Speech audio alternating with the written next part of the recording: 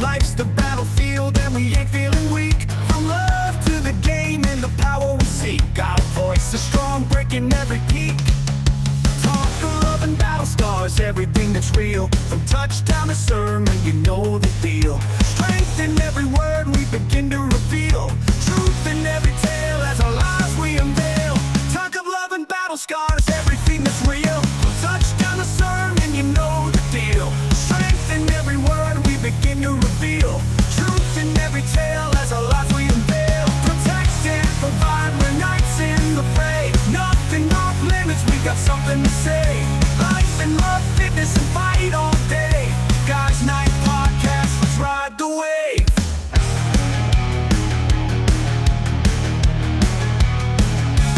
Politics and prayers, ain't no subject we shun. Keep it real, keep it raw till the battle's won. Fitness, tricks to faith, every topic under the sun. With honor and valor, every man's battle begun. Warriors with word swords through the air. Every point sharp and every talk fair. Knights at the round table, come and pull up a chair. Join the brotherhood, words laid bare. Protect and provide, we're knights in the fray. Nothing off You know, it's funny. limits, we got Last night something we to were all sitting say. around. We were going to Life play and volleyball love, in the fitness and backyard. fight We were all all sitting around day. after, and Guys this Night one dude, Freddie, Podcast, works with my wife at a barber shop. And he starts bringing up we're like getting on this conversation about like, hey, you know, he's like, oh, it's the end of the night. I'm trying to scout my territory and look for, you know, a late night piece of magic. And Yeah, he Freddie. didn't word it like that at all, though. Oh, It was yeah. But somehow the conversation came up about like there's a couple of black guys over there, dude. Because there was like nobody left in the bar, and he's like, dude, I need like $2,000 for the weekend, and we're like, $2,000 for the weekend? Like that's it? That's what your worth is, to just get your anal hole blown out? And he's like, Oh my god. and then he's like, well, okay, maybe like $10,000 for the weekend. And I'm like, $10,000? That's it? And he's like, well, think about it. If you did it every weekend, how much money you'd have. And I was like, wait a minute, hold on a second. You're willing to get your ass blown out by a black dude for $10,000 a week, 52 weeks out of the year to make $500,000? have you met He's like, Diddy? he's like, do you know how much money I'd have? Like, I'd be able to pick up chicks. I'm like, not with the blown out asshole. And you wouldn't be able to go on dates on the weekend because you'd be busy getting your asshole blown out at a Diddy party. You'd have a subscription to Pampers. Yeah. Jesus. I don't think he thought that one through. He might have been a little intoxicated, but it was funny because like as he kept saying shit, like me and the other guys that were sitting at the table are like, do you hear what you're saying? Like, you're basically saying you're willing to fuck another dude right now. Like, you don't care. Like, $2,000, bro. That's not a lot of money. Basically, it started right into negotiation. Yeah, Which, right. So from this story, we know he's willing. It's just a matter of the price, and we're negotiating at this point. And I mean, when it comes to the price, like, it probably just depends on the time of day and how many drinks he had. You might be able to give him down to $100 if you just wait long enough. $100 is $100. Yeah, so if there's some guys out there, you're looking to find a cheap date, And a haircut. you know, Medina, he's out Jesus. Dropped it. there. Oh, dude, find him on Facebook. Just start messaging him right now. I'd be like, oh my God. You thought that one through beforehand. Yeah. Yeah. All right, so let's get this thing started. We're running a little bit late because someone had to win like a frog jumping contest. Hey, man, Alice Cooper, that's my daughter. You know, she's 4. We did it last year. It was the first year because we just moved to Valley City. And we're like, we'll do it again. We went early, so we did the early flights. So we're like, cool, we'll get out of there. You know what I mean? No, well, she won her flight. So when you win the flight, you have to wait till the very, very end to then like Compete in the potentially finals win or the whatever. finals. You know what I mean? And then so cool. my wife went back up. My other daughter, Skylar, she's 9. She didn't win. So we're like, oh, well, we got to stay the whole time. Let's do more flights. So we ended up doing like 2 or 3 more flights. That's hilarious. That's awesome, though. It's great. I did that. Here, let's get this thing started. Greetings, everybody. Welcome to the Guys Night Podcast. Tonight, got a special guest. You might have seen him before on Workouts at the Warehouse with me and Nick. But tonight, we got Trenton Cooper from the Shingle Monkey on board. What's happening, dude? What's up? I can't wait to ask you how to cheat the insurance company and get and then, of course, we've got David and Evan. David, fresh off a trip to Boston. What's up, man? Boston. I'm good. I went to Boston. Did not eat a single lobster roll. So I kind of What? failed. Yeah, my buddies I was with don't eat seafood, so I just fucking left them there. Oh my god! Well, did you at least see some CODs, play some CODs? And, We played no CODs. Actually, our Airbnb had CODs, and I looked at them as if you pick those fucking cards up, end of friendship. Take that card away from him. Evan, how you doing? Big news on your front today, huh? Moving Yeah. territories. I'm and- moving territories. It's a little nerve wracking right now because I only have a quarter of the work I need to get done before tomorrow hits. Go figure. Evan doesn't have all the work done. Well, I've been slacking out one job to catch up on the other job. So I got you. It happens, man. so Well, thanks for tuning in tonight, guys. We're gonna get to roofing and the business you've built and the brand you're kind of building, but I want to hear more about this frog jumping. So I did this like 5 years ago with my nephews, and the best part was catching the bullfrogs the night before. Yeah, So yeah. where did you go to catch your bullfrogs? So we actually went to my wife's friend's house, campfire, whatnot. We tried their pond. There was no frogs in the pond. So then they went off to another pond, and then they found these massive bullfrogs.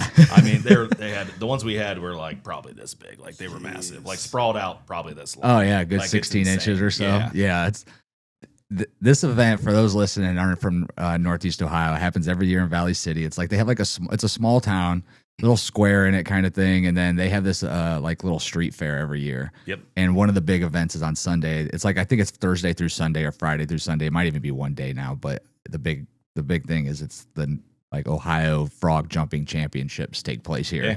And literally, you have kids from ages 4, like your daughter's 4, right? You said, and up to 14 or 15, and they take their bullfrogs up there and they get them to jump as far as they can. I think it's out of a circle, if I'm not mistaken. No, they put them in a it's circle and then they have to little jump circle. out. Yep, and then they measure from the middle, but it's not like up to 15. Like there's grown adults doing this, and it gets pretty intense. Competitive, Like, yeah. I remember the family from last year, and they were there. Like, I mean, we had our frog shirts on that we bought last year, but they come in like 10, 15 deep, like full family. They're in every tier. I mean, and they're gnarly. Yeah, And they get everybody's to the got like their championship special every time. cages and Yep. stuff Oh, like yeah. that. Do you know how far the furthest frog jumped today? We didn't finish the full championship after I think Alice in the championship, she did like a 7 foot. But Damn, during that's the, still a big jump. Yeah. 7 So, foot. yeah, Yeah. And that didn't win it, huh? the one that we won, she did 9.8 Wow. was our winning heat. And then like Skylar, she did in her heat, she did 11.2, but then somebody jumped farther.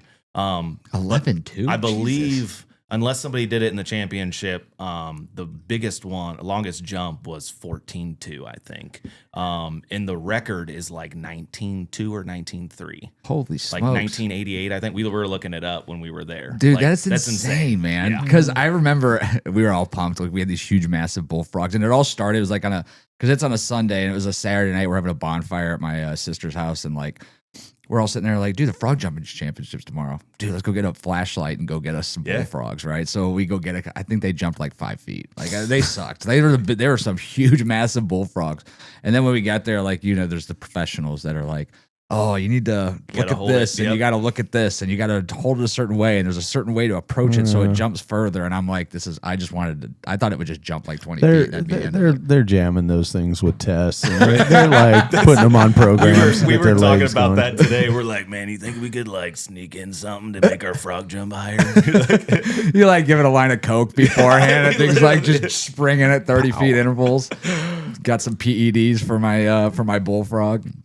Oh man. So well, the kids probably love that though. Yeah. I mean, it's Yep. obviously there's some people that take it extremely serious Yep. and win it every year. I feel like. Yeah, and it's crazy because like the girl that we went with, Savannah, like their family's been doing it since they were little. Oh, Like, really? They go every single year. So like that's our new tradition now is we're gonna go every single. I mean, we live right up the road from there, so it's like why not? But I mean, if you like drive into Valley City, we have signs that say entering Frog City, Frog Jump City, or leaving Frog Jump City, or Right. whatnot. So like, it's pretty cool. It is. I mean, every local area's got like their traditions and their things that they do, and I mean, frog jumping. I mean, it's only fair that in Northeast Ohio we watch bullfrogs jump. Absolutely. You should, if you open up YouTube and you search Valley City, like frog jump, like there's actually several. It's like there's right at the top. There's a really good one. Yeah, I was looking at that This one? right there. Yeah, that was. Now, do you have to scare the frog to jump, or do they make noises? A lot of people, they'll like scream. They put their hands down. They're like, yeah. I mean, some of these are some grown ass. Oh, yeah. some Grown-ass man adults. doing Look at it. this. Oh, I see. Yeah, Oh, yeah. Jesus. That's like one of the basic techniques that people use. And like, see how he had the face covered? So like how we were doing it, we would ball them up. So then they would spring as soon as you put them down.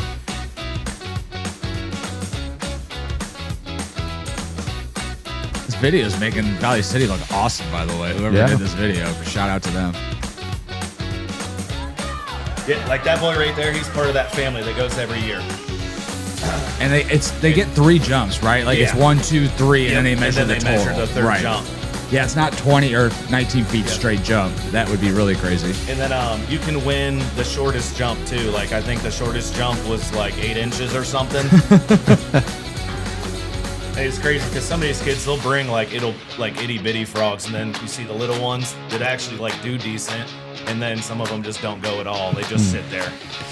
Now I saw they had the grill out there and everything. So, not serving frog. They are serving frog. No, they're not serving frog. I would like some frog legs, please. Oh, yeah, they got their That's- special little containers for them. I just brought ours in a bucket. They probably do that after the fact because you can rent frogs. Like they bring frogs in and then you can rent them.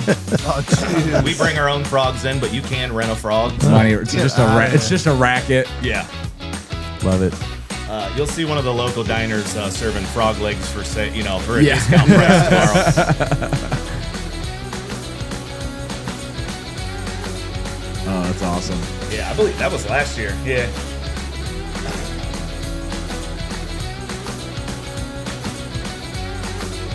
That's really cool. It's a really cool video right Yeah. now. Yeah, they put that together really well. Yes, very much so. Yeah, who's that by? Valley City.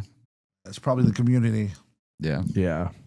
Yeah, so well, congratulations to all your success. Yeah. And I'm sure your daughter we were pumped. Absolutely loved it. It's hilarious because my other daughter does gymnastics, so she has like awards and trophies all over, and I'm like, Alice, you got your first trophy and it's for frog jumping. Like, I put it everywhere. We're gonna put it up, and you're just gonna have them all over every year. I love it. Oh, it's awesome. Now you got to figure out how you could like stencil on them the logo of your company and like sponsored by. Put like a little shirt on them. With Yeah. Oh, That's a great idea. It's just like a little NASCAR out there. Your frog's legs are all tatted up with different logos. God.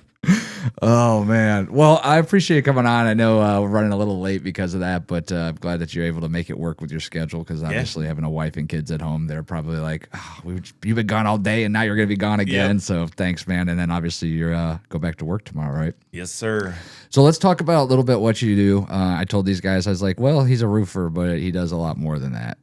So let's go back to how the journey started. Were you always in this business? Did you kind of find yourself in it working for somebody else and then decided to go on your own? What was the... Yeah, actually, it was, I was running detail and body shop up in Bedford. I mean, we were doing 500 cars, like processing 500 cars a month for dealerships up there. Like we were cooking, and then COVID happened and just kind of shut everything down, which was crazy. Like we're cleaning cars. You think it would be, essential, but it obviously wasn't. And then it really got me starting to look like, dude, like, because I had a passion for detailing. I had my own detailing company. And I just that kind of burnt me out doing dealership cars one after another. I lost the passion for it. So I started looking, how do I make money with, good schedule? Because I was working crazy hours. Like we had 3 different shifts. I was always getting phone calls up there. So I started looking, and a buddy of mine got into the roofing industry, and he's like, bro, like this is it. Like you can sell. And it wasn't even, I didn't even know anything about the insurance side of it. It was just, outside sales, things like that. And I'd sold cars like when I was younger, and that was cool. So it taught me a little bit about sales. But he's like, dude, your personality and stuff like that, I just think you would be really good. So I started Googling, kind of checking out a couple different roofing companies. And I literally did a coin flip in the garage. I'm like, well, I'm either going here or I'm going here, because I had offers from both. And so I went with the one company. It was called Third Estimate. And that's kind of really how it took off. I got in there, and then I started hitting my family and friends right off the bat, like, hey, let me come practice on your roof, take a look at it, whatnot. And they had generated leads, like they have paid leads. So, Sure. And they've been around for a long time. So they're getting leads coming in. So they would send us out. So I really got into that little bit of retail. But one of the guys that was there, Tommy, he actually owns his own business now too. He does roofing as well. He's out of Lorain. Awesome. Love that dude. We kind of pick each other's brains all the time on the insurance aspect of it. He kind of showed, and he's young dude. He's like, I think 24 now, 25. And he was selling at 22. He was selling like $3 million a year doing Wow. insurance claims. And he's like, yeah, bro, I'm 22. And I just pulled in like 400 grand. I'm like, dude, what are you doing? So he's kind of led me into seeing what to look for, storm damage, things like that, and how the not loopholes. It's literally like your insurance policy. They owe for it. But basically, if we're going up to a roof and they have a missing shingle or something like that, or multiple missing shingles or siding, it works for siding as well. And basically, if it's discontinued or it doesn't have a comparable match, Ohio is a comparable match state, that insurance would owe them for a full replacement, depending on what their policy states. Everybody's policy is different. That's why I tell people all the time, like, read your insurance policy. Most of these people are like, hey, I need a low deductible, I don't care, whatever. But then when time comes and they have something happen, it's like you have an actual cash policy, you know what I mean, which is an ACV, so they don't get a depreciation amount on it. What does that mean?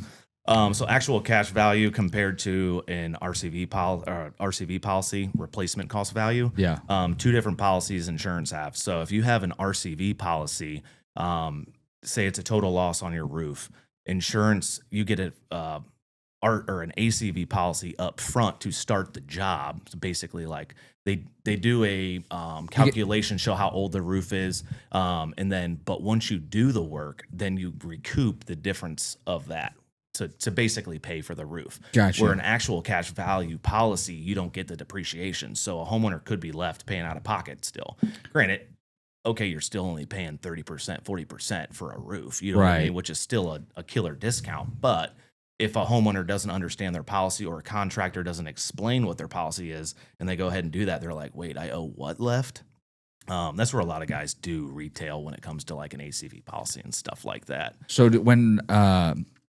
so the way I understand it, let's say I have storm damage, quarter of my roof damaged, even 100 square feet, and I call you, you come out, inspect it, find out that there's not a comparable match. If I have an ACV policy, then instead of them looking at comparable, so let's say to replace the entire roof is $35,000, they're going to do it based off of what section's damaged, or they're going to do it based off of what that Age of the roof. age of the roof. Yep. So they would say, so say your roof was put on in 2010, they would do a calculation and basically subtract that. And if it's an ACV policy, you don't get the depreciation amount. Where Gotcha. So if it's a $35,000 roof and they just say they make it $17,000, they'll give you the 17 grand, then you're forking the rest out by yourself. Yep. Versus if you have a RCV, which is replacement cost value policy, then they're gonna give you that 17 grand up front to start the job essentially, and then at the end you give them a bill of the total cost, and then they pay you back the balance. Correct. Now they don't pay it all up front. For like the whole thing. Yeah. Most don't. Some do probably. Not all. Again, policy depending, or if you have a mortgage, because a lot of people, still have mortgages on their homes. I mean, most of us do. So like if you didn't have one, the mortgage company doesn't have to be on the check, so they can write you a full check. Gotcha. So it's all different bases, really. I gotcha. All right. So when you first started working for this, the company that when you first got into this, you mentioned you're hitting up all your friends and family, or you're getting leads. Mm-hmm. But your friends and family, let's start with that, because that's different than leads. Leads are coming in because people know they have storm damage, or they know that. What it is if you're going out to a new home, or even if you're driving around and you notice something? What are some things that you look for, and then how do you handle that evaluation? Yeah, basically. So like I said, when I first started, I was just hitting up people that I knew, and I would say, hey, let me come out and do a full inspection on your roof, because a lot of times, like, people might be concerned about their roof and there's nothing wrong. That's one of the best things I can do, is literally hop on somebody's roof and be like, hey, you needed a little bit of caulking up by the chimney flashing, but you're good to go. Call me when you need it. You know what I mean? Or call me next storm and I'll take a look. But basically, we do a thorough inspection. We pop the ladder up, kind of do a once over, a look at everything, and then really go, if we see, creased shingles, or, if we had a hail date or whatnot, we're looking for hail spatter on the roof. Hail spatter being like dents and dings and basically it broken it pieces. breaks the matting down. Right. There's little fibers in your asphalt shingles where it'll break it down, and that's kind of how you tell it's hail compared to like your shingle just breaking down over time, a blister. A lot of people, I see I'm in all these roofing forums, they might be like, oh, that's a hail damage, and all the vets are like, bro, that's literally just an old shingle. Yeah. You know what I mean? Because what happens if your house isn't ventilated correctly and the air's not moving properly? Like, it'll literally cook from the inside out, and that's what'll start your blisters. Bubble in your Yep. Okay. Or it was a discontinued shingle, and that was one of the reasons they discontinued the shingle. So if they discontinue a shingle, is that something insurance companies typically take advantage of, or let you take advantage of, or no? I mean, obviously, insurance companies' job is to collect payment, not pay. Yeah, but you do. So there's multiple. So like if you're in Allstate, they use ITEL. Like State Farm has their personal, what they call an RLS report. So like you would pull a shingle, they won't even pull their own shingle. Like contractor has to pull a shingle for them. They only know policy, but they can tell you if you can do the roof or not. You know what I mean? So we would pull the shingle for them. State Farm would send it in to their own company, basically. And then they would come back, and it's literally like an email form stating, hey, this is what the shingle, well, it don't even tell you what the shingle is, but it'll say what the comparable match is or whatever, and then where to buy it from. Versus like there's companies like Name That Shingle, which is newer. You send it in to them, and they will have a full breakdown what the shingle is, how old it is, if it can be compatible with other shingles. Because a lot of times what these insurance companies will do is, hey, okay, well, it was Owens Corning 40, you know what I mean?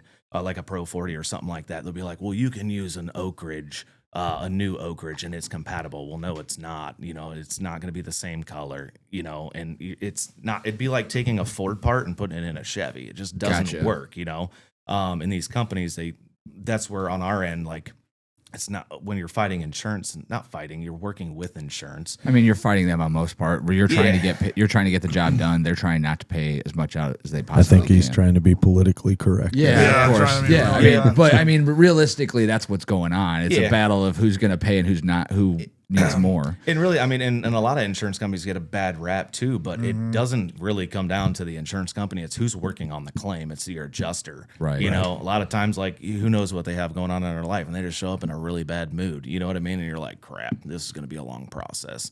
I've had claims take anywhere from like a 2-3 day turn, and we're putting the roof on Friday, compared to like 6 to 8 months. I had one that we just closed, and it was a little over a year. Wow. But it was a big claim. It was like $180,000. Holy So, smokes. I mean, it was just one of those things. They'll send out an engineer. Like, they will do everything they can. Just How to make how sure. often are you finding like homeowners that are actually going out and hiring their own adjuster in that process? Like a public adjuster? Yeah. Not rarely, because, I mean, a lot of homeowners are unaware of their personal policy. You Yeah. know what I mean? That Yeah. they even know that they have the option to hire a public adjuster. Yeah, I had no clue, but I didn't even know that was a thing. Yeah. Just learned something. So It let's It's hear like about an that. independent. So like if I get stuck on a job, and I'm like, insurance is not, because I'm not licensed to technically talk insurance, like policies and stuff like that. Now, a public adjuster is. They have the same right as your State Farm adjuster or your Allstate adjuster or Erie or whatever.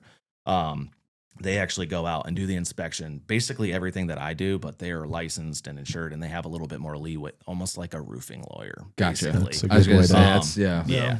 That's They got a little basically- more clout behind their They name. do. Yeah. So this is really big out in California right now because of like all the things we're talking about. Like we're focused on roofing right now, but like as a good example, there's a family, there's one in particular, it's a family I've been talking to. They inherited their home in the Palisades. Grandfather immigrated here, worked his whole life, bought this house, and they raised 4 generations of family in this home. They own it outright and everything. If they had sold the house before the fires, they would have sold the house for like $19 million just in like land and usage value, like big home. They didn't understand their insurance policy. And so now the lot that their home used to sit is up for sale for like $1.8 million. They got a full insurance value check the day after the fire. Insurance company showed up and said, here's your check. So they were insured to $3 million. They can't even get permits and foundation put on that property for under or for $3 million, like this one particular family. So this is an extreme case. Like most of the people that lost that's their crazy. Most of the people lost their homes. You could say they're self-insured. Like, the Hiltons, for instance, like, they have enough money to just rebuild the homes that they lost there. But like there's a lot of families like this where, yeah, they're wealthy by way of, they have an asset there, but they're grossly underinsured. So those people, extreme case, but those people are hiring public adjusters to go out because that's the person that's going to haggle with the insurance company out there specifically. Gotcha. So, And the one nice thing about, every public adjuster company is different, but like the one that I deal with, they get 15% of the claim. So like they don't get paid until The claim goes through. claim So goes they're through. fighting. So it is a lot like an attorney in that sense, Yeah. where they're Yeah. fighting for that. Yep. Because one, that's how they earn a paycheck, but Right. two, obviously, they're looking Yeah. for what's right and what's And what not. they're doing is, they work with local codes, state codes, and things like that. Because like I had one was out in Litchfield, and I forget who the insurance company was, but I'm like, hey, like this is what the local and state guidelines say. It was like with space decking or something like that. And I called the local guy, and even the local guy's like, just repair it. Like he wouldn't even work. Like, you know what I mean? Those local guys, it's not like they get paid a bunch of money. And I'm Right. like, bro, you're not helping my case. Like, do you want us to repair stuff improperly in this area? You know what I mean? So our values go down and all that stuff. Like, we want stuff done right. Yeah. But like, it was just a pain in the butt just seeing even local guys. It was like, they don't even care. You know what I mean? They're like, just slap that shingle up there. You'll be fine. See, and that's crazy I'm too, like, especially it's with like- property values where they're at today. Yeah. I mean, that house in Litchfield, while it's a small community, even if it's sitting on 2 acres, is probably a $300,000 house. And easily. originally Yeah, it was like a good chunk of $90,000 house. Yeah. You know what I mean? So like now you're going to put a shitty roof on it so that when that guy goes to sell it, that's going to depreciate his house by, $40,000 because people are going to look, I got to put a roof that's mismatched or it doesn't look right or whatever the case. And you it's know? crazy how many people are just, like you said, unaware of process. And again, not every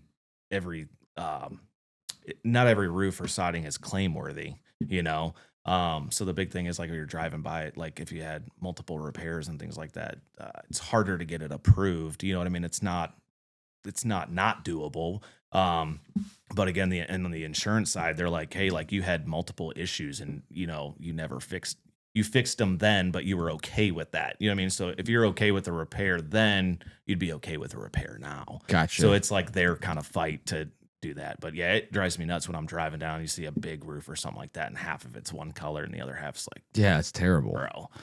Because some people are like, well, you know what I mean? Like, I don't want to pay $1,500 deductible. I'm like, they deduct it out regardless. Yeah, you know what I mean?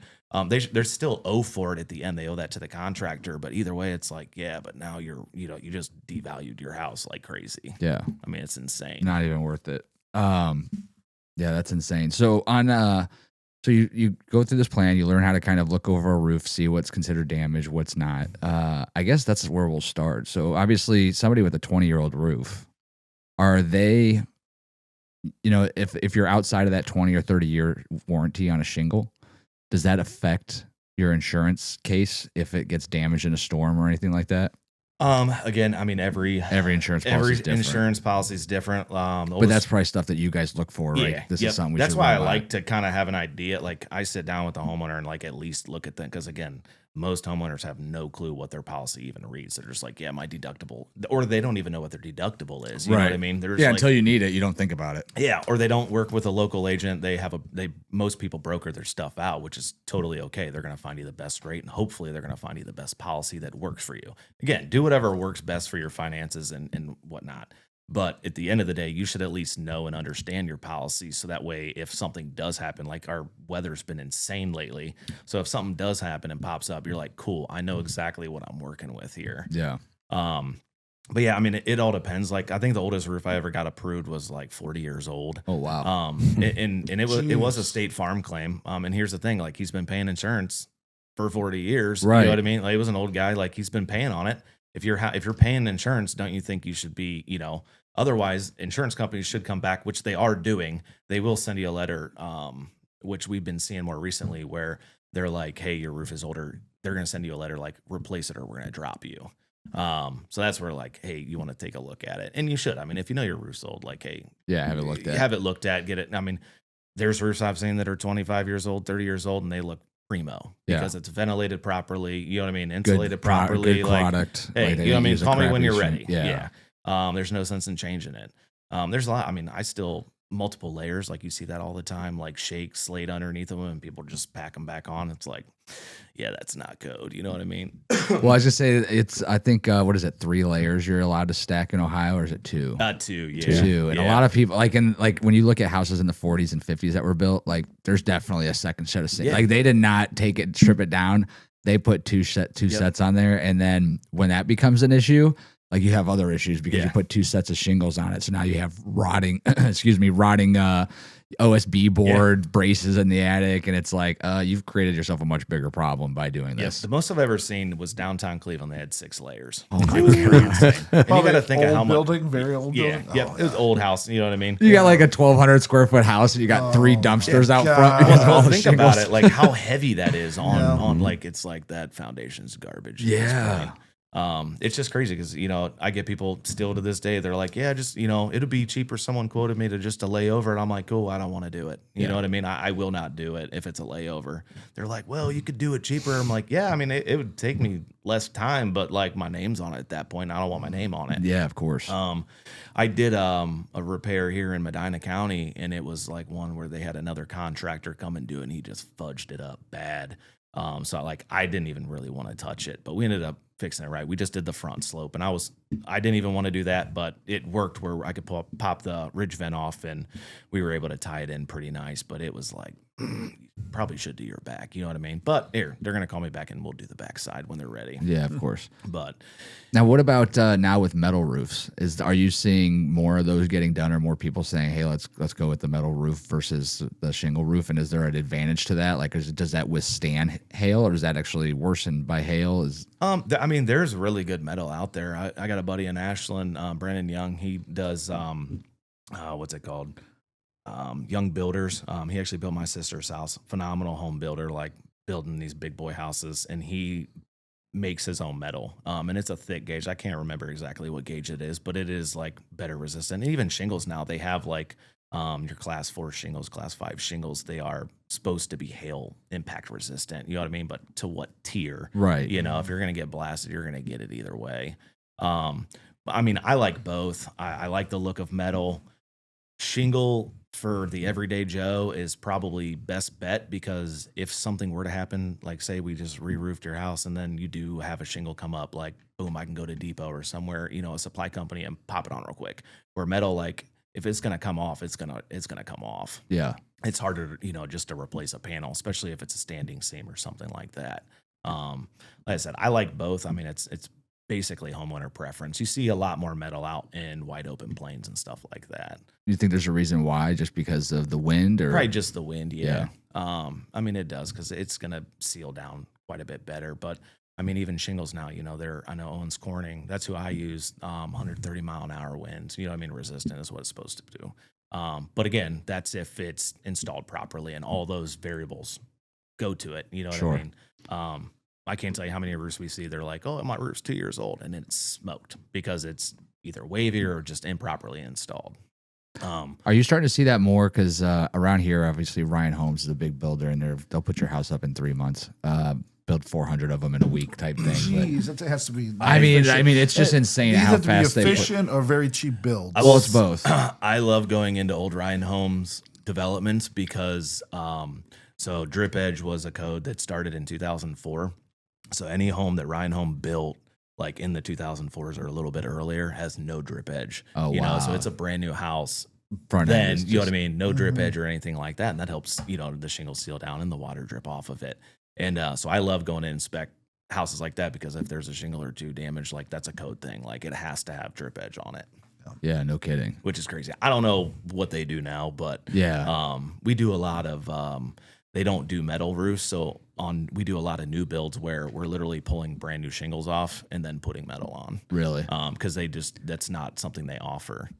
Gotcha. So people are like, so you're obviously insurance is a great way to pick up some work when it's slow season, Yeah. but obviously you guys are doing regular roofs on top of it. Yeah, I mean, our guys are, and I hooked up with. We have 2 investors from California that have properties throughout Cleveland, so we're hitting, anywhere from like $6,000 to $8,000 roofs, just little poppers. You know what I mean? Yeah. That's what keeps us floating. Yeah, because you probably knock those out in 2 days, right? Yeah, I mean, we'll do a roof in a day. Yeah. We could, if it's a small Stripped roof, and we'll do, stripped and placed. Yep. Really? Yeah, if we're not doing any like decking, wood replacement, or anything like that, if it's a 10, 15 square, like we can do 2 of those in a day all day. Wow. Now, does well, here, let's go into the nowadays. Almost every house is 1, 2 stories, and you've seen my roof. Like the peaks are ridiculous. That kind of works. Slow you down. Does it make it more difficult? Is it hard to find guys that can work on those roofs? And like, is there extra precautions you have to take? And Yeah, you definitely. I mean, even if I'm climbing that, like you're supposed to tie off at the top. I mean, if we're installing like your roof for sure. I mean, you're probably a 9 to 10, 12 pitch. Definitely want to tie off on it. I have a pitch hopper and a goat. A goat is that goes up and it hits the ridge, so you can kind of climb off and tie yourself off to it. But when the guys are installing, they would tie off. yeah, Pitch hopper is something I use to help climb when it's super super steep. what is that? Like shoes? It's literally like basically. So most of the old guys, like old timers, were just using couch cushions, and then someone's like, "Hey, cool, let's put like a step with a couch cushion underneath of it," and that's the pitch hopper basically. Oh, really? It's just like foam underneath of it, and it's. I mean, they sell them for $150, and it's literally. I'm thinking like, whoever made that was a genius because he literally took a couch cushion and put it underneath a step, and it's literally like. I mean, I've seen 200-300 pound dudes like jumping on a steep roof and it doesn't budge. Well, I mean, there's so many different things you could do. That's like when we did the siding on my roof here.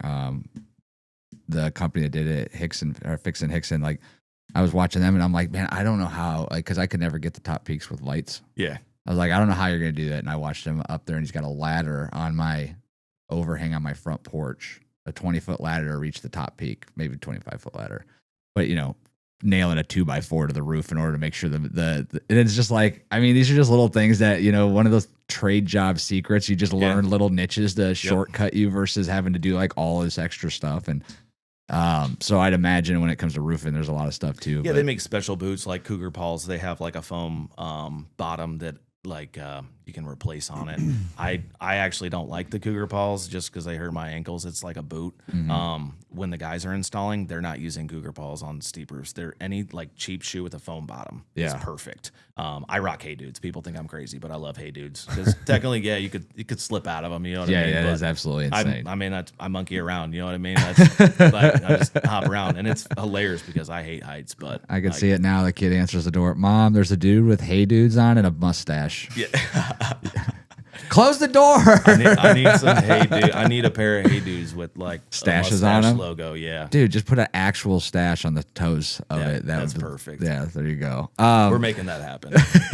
It's like the horns on the, yeah. it's like having long horns on the front of your caddy. Yeah. Just have some stashes at Like, the hey, did you toes. pick up those new mustache Hey Dudes? Yeah, you They're need pretty sweet. you need to steal that from Uber. Start putting those on the front of all your trucks. All right, so you start working for this other company. What makes you think, like, man, I could be doing this on my own? Obviously, you have your buddy that's kind of leading you on. Yeah, the he way, kind of guided, which is cool because I mean, for him to help you out, that's obviously could take business out of his pocket. Yeah, but I mean, yeah, because I mean, we're all a team, but technically, I mean, he's out selling. He just taught me like the door knocking thing. That's really where I kind of took off. I'm like, man, I started driving by instead of people giving like the company giving me leads. I came to a point where like I literally told the company that like, hey, I don't want your company leads because I'm so busy doing my own thing from referrals. Because I hit Facebook. I mean, you probably see my Facebook stuff. Like I'm on Facebook nonstop. Like the stash will save you cash. This is actually before the stash ever even came out. But I'd be driving around and I'd see a shingle missing and I'd just like, hey man, I'm driving by, I noticed your shingle. Like, you got anybody taking care of that? Well, I've been meaning to get to it. I'm like, dude, I'm here. I can like tarp it, fix it or whatever. And then I start explaining the insurance side if it's an insurance claim. If not, I'd be like, hey, let me find this shingle and I'll patch it for you. Not a big deal. Yeah. A couple $100. And then I just kept asking for referrals, like, hey, my aunt needs her roof looked at or whatever, my cousin. And then again, I'm posting on Facebook and then I'm tagging everybody on my timeline, whether they wanted to be tagged or not. I didn't really care. You know what I mean? Because I did have people like my cousin, for example. I love him to death. He's like, bro, you got to stop tagging me. But I'm like, genius, like, okay, it's going to go through my timeline plus all your timeline. And that's how I started growing in Ohio. Then I had people reach out to me on the east side of Ohio, west side of Ohio, down to Columbus. Like, hey, you can come out. I'm like, yeah, man. I mean, if there's potential for me to make $1,000 on this commission, like, I'm gonna drive there all day, Right. You know, Yeah, for instead sure. of working 9 to 5, yeah. you know what I mean, making $200 a day or whatever. Like, I could go there and potentially, again, it's a process. But if I'm hitting multiple doors and signing multiple people up, that's what I do with my guys. I give them a commission bonus. When you're signing someone up, it's $150. So if someone signs 5 people up, they're making some good coin in a day. Just depends. Yeah, for sure. So, but yeah, I mean, that's really how it started. And then I left that I moved all the way up into that company. Basically was kind of like a partner. They wanted me to open a franchise for them. We moved out to Perrysburg. We were actually starting a Ducati and Triumph dealership out there with business gone south. Well, with my partner at that time. So I'm like, hey, yes, screw it. We're going to go roofing hardcore. And I'm going to open this up. And I just saw some things on the back end I didn't agree with, you know, just personally, I'm like, it just doesn't sit tight with me. And then while I was kind of like figuring that out, we were trying to move back to Medina, and another roofing company reached out and they're like, bro, come and run our stuff. Like, we see your Facebook, like, we love what you're doing. We think you'd be a good asset. So I went over there. Good culture, a little bit too much Grant Cardone for me. I got into the roofing industry for the freedom and the time, you know what I mean? Like, and that's why I promote my guys. Like, you want to come to work, you want to come to work. Like, I'll show you how to make money, but it's up to you to make money. Right. You know, other people are like, you got to be at this meeting, which is fine. You know what I mean? Like, we do a meeting every Monday and that's it. And I just touch base with the guys. Because again, like, if you're not out doing what you're supposed to be doing, and I'm checking up on them, but that's on you. You know what I mean? Like, I can lead you to the water, but it's up to you to drink it Sure. at the end of the day. You know, and my thing, like, I got to the point where I was so busy, leads, like, I was feeding this company my personal leads to get the guys out, like, hey, you know what I mean? This person that I know off Facebook, whatever, hit me up. You go look at it. So they were making money. It just got to a point where I'm like, dude, like, where the production side of things was like, why are we waiting 3 weeks? These guys are waiting on that's how they get paid commission checks. You know what I mean? So it's not getting installed. They can't get their back end check. It's like, we got to figure out this process. Why is it taking so long? And I've seen in companies too, and I've heard about companies, like, they literally prolong the build process or the production process to make the guys hungry to have to go out and sell. That's cool. I just don't sit right with me. You know what I mean? I'm never going to starve anybody.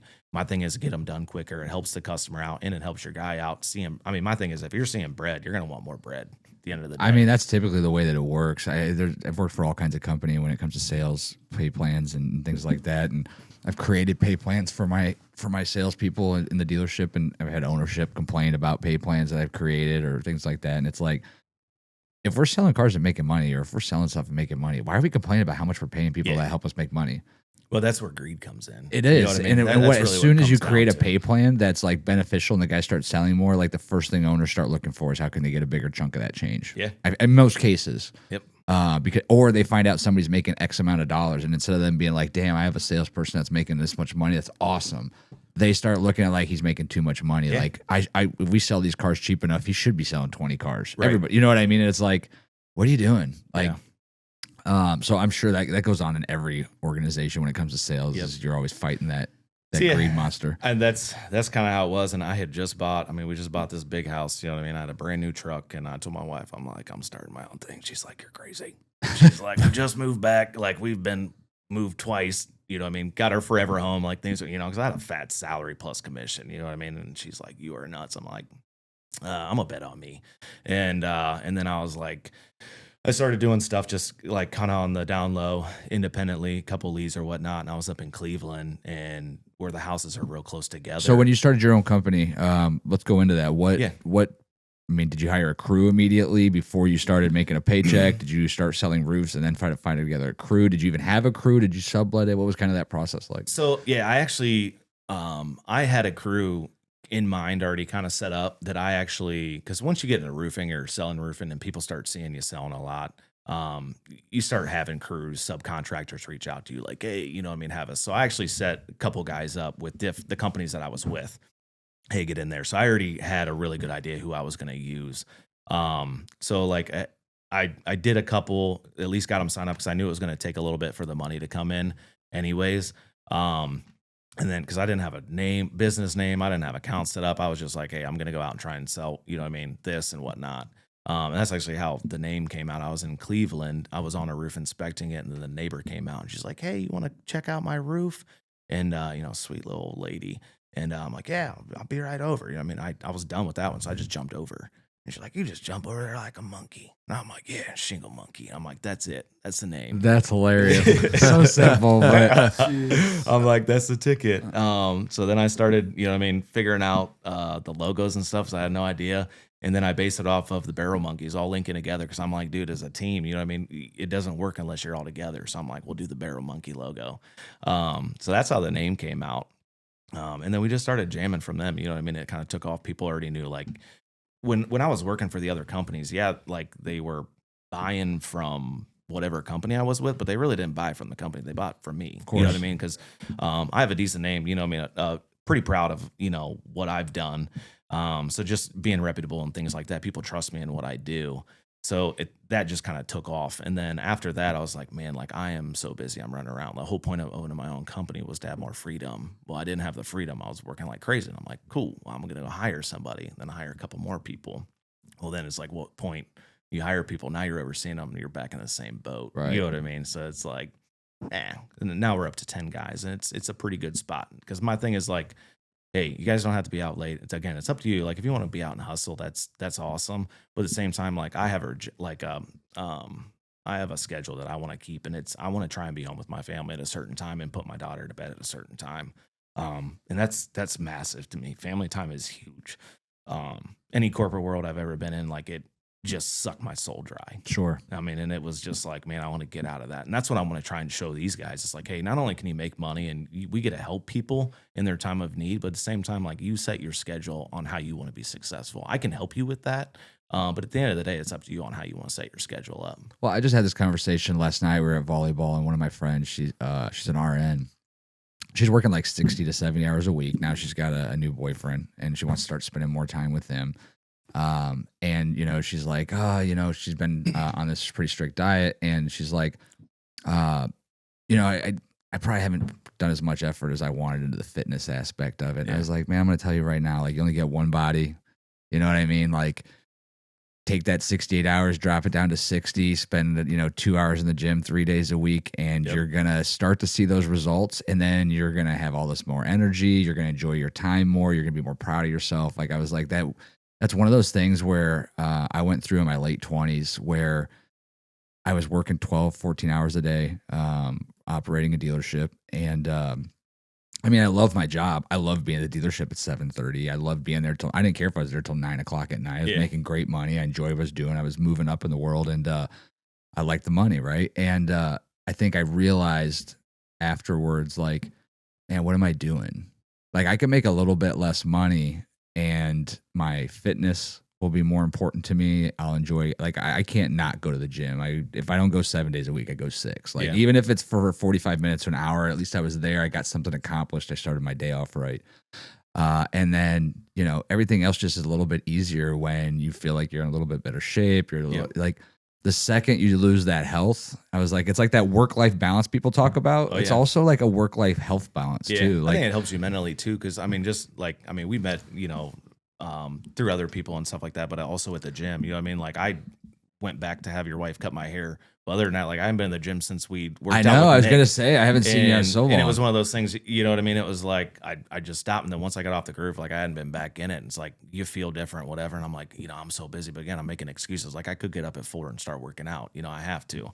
I'm in charge of taking the girls to school. So that kind of hinders my mornings a little bit because I was going at 9. So like right now, like in the summertime, I'm not going at like 9 or 10 because Skylar comes with me to work. Right. So if it's not a steep roof, like she's climbing with me. You know what I mean? Like and she can identify. At least you're out active climbing. You're sweating your balls off because it's been 95 degrees in Ohio for last month. But I would say it's not the same like mentally. Like you're getting in a gym. It's that personal time, just like cranking out and working out. Like, I do miss it. You know what I mean? And it's comes to your self-awareness and stuff like that, it makes you feel better too. Absolutely.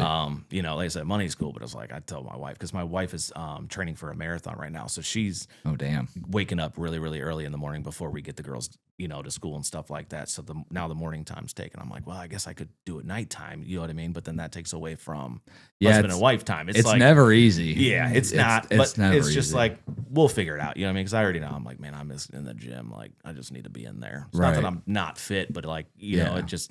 I feel better when I'm Dude, jamming out. you just know you hardcore. accomplished something and got something done. But then that ties back into that family time too. Like, because, you know, if you're going to the gym in the morning and then you're going to work all day, like, okay, well, are you working late because you're trying to hustle, build a company, and then you're not spending that time with your family? Yeah. And I've had that conversation with people too, where it's like, you know, once they grow, like my daughter's 16 now. And unfortunately, you know, my marriage previously was a disaster. My ex-wife and the relationship she's tried to stop me and my daughter from having over the years is like we've just wasted so much valuable time together now. And as she's 16 and she's driving and she's, you know, we have our relationship, we still hang out all the time.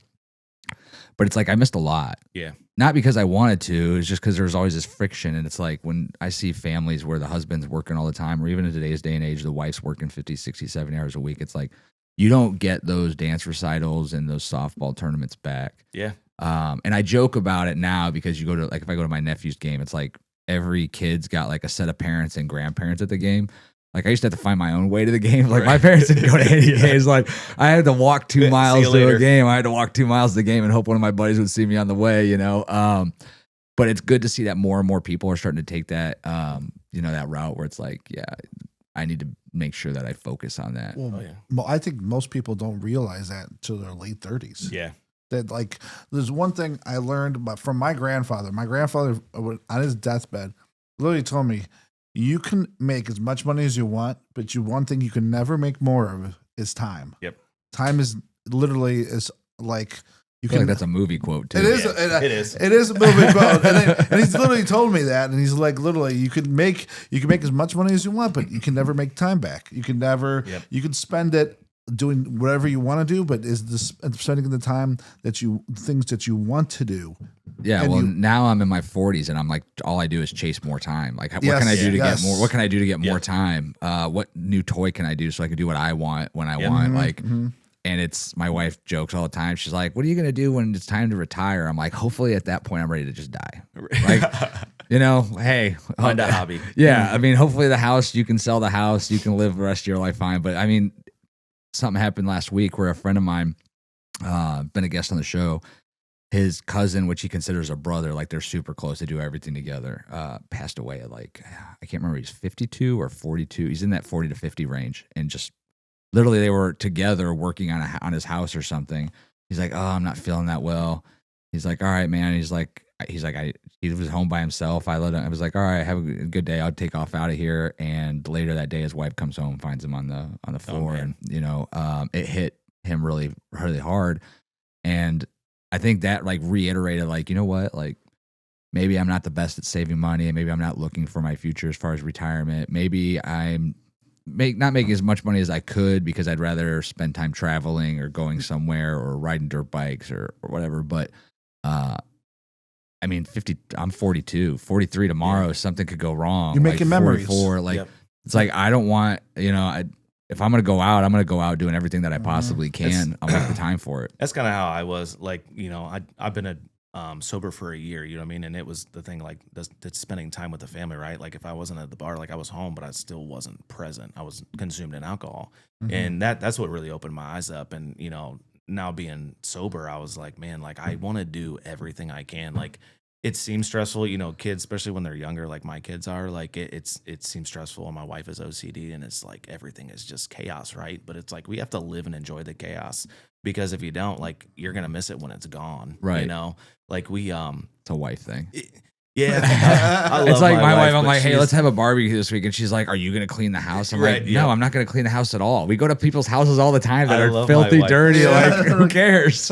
My wife is the wife that is inside cleaning while the party's still going on. Yeah. I'm like, Really? why don't you just wait? You know what I mean? It's gonna get dirty. They're gonna walk over it again. But no, I love her to death. That's just how she is. She's super OCD. It's just a woman Yeah. thing. But David's single. He's got half his house still doesn't have siding on it. Nobody cares. We go to his house. There's All the plenty time. of women there. Nobody says, David, your house still isn't sided. Nobody brother, says we anything. can help you out with the siding. I got great financing going on right now just for Oh, you. Yeah, shit. I actually have the siding. It's do you? at the house. It Oh, just, perfect. I Just just need have it to tossed up. fit it in between, You just have to make it a excursions. priority, which is like, why would I do that? And Yeah. nobody complains. I don't have a wife at Nobody's home. arguing about it now. Now, if he had a wife, that would have been done like 2 years ago.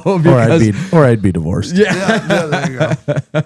But yeah, that's funny because I'm sure obviously you have two little ones. It's chaos. There's a mess all the time. Do you have dogs or anything like that? Yeah, or- we have my dog Stang. Named him after Mustang. I'm obsessed with the Fox Body Mustang. I know, I've seen him on your, Oh yeah, yeah. I finally got one back, and then I got the itch, and then I bought two. So, Yeah, like they're small. Yeah. I like 'em.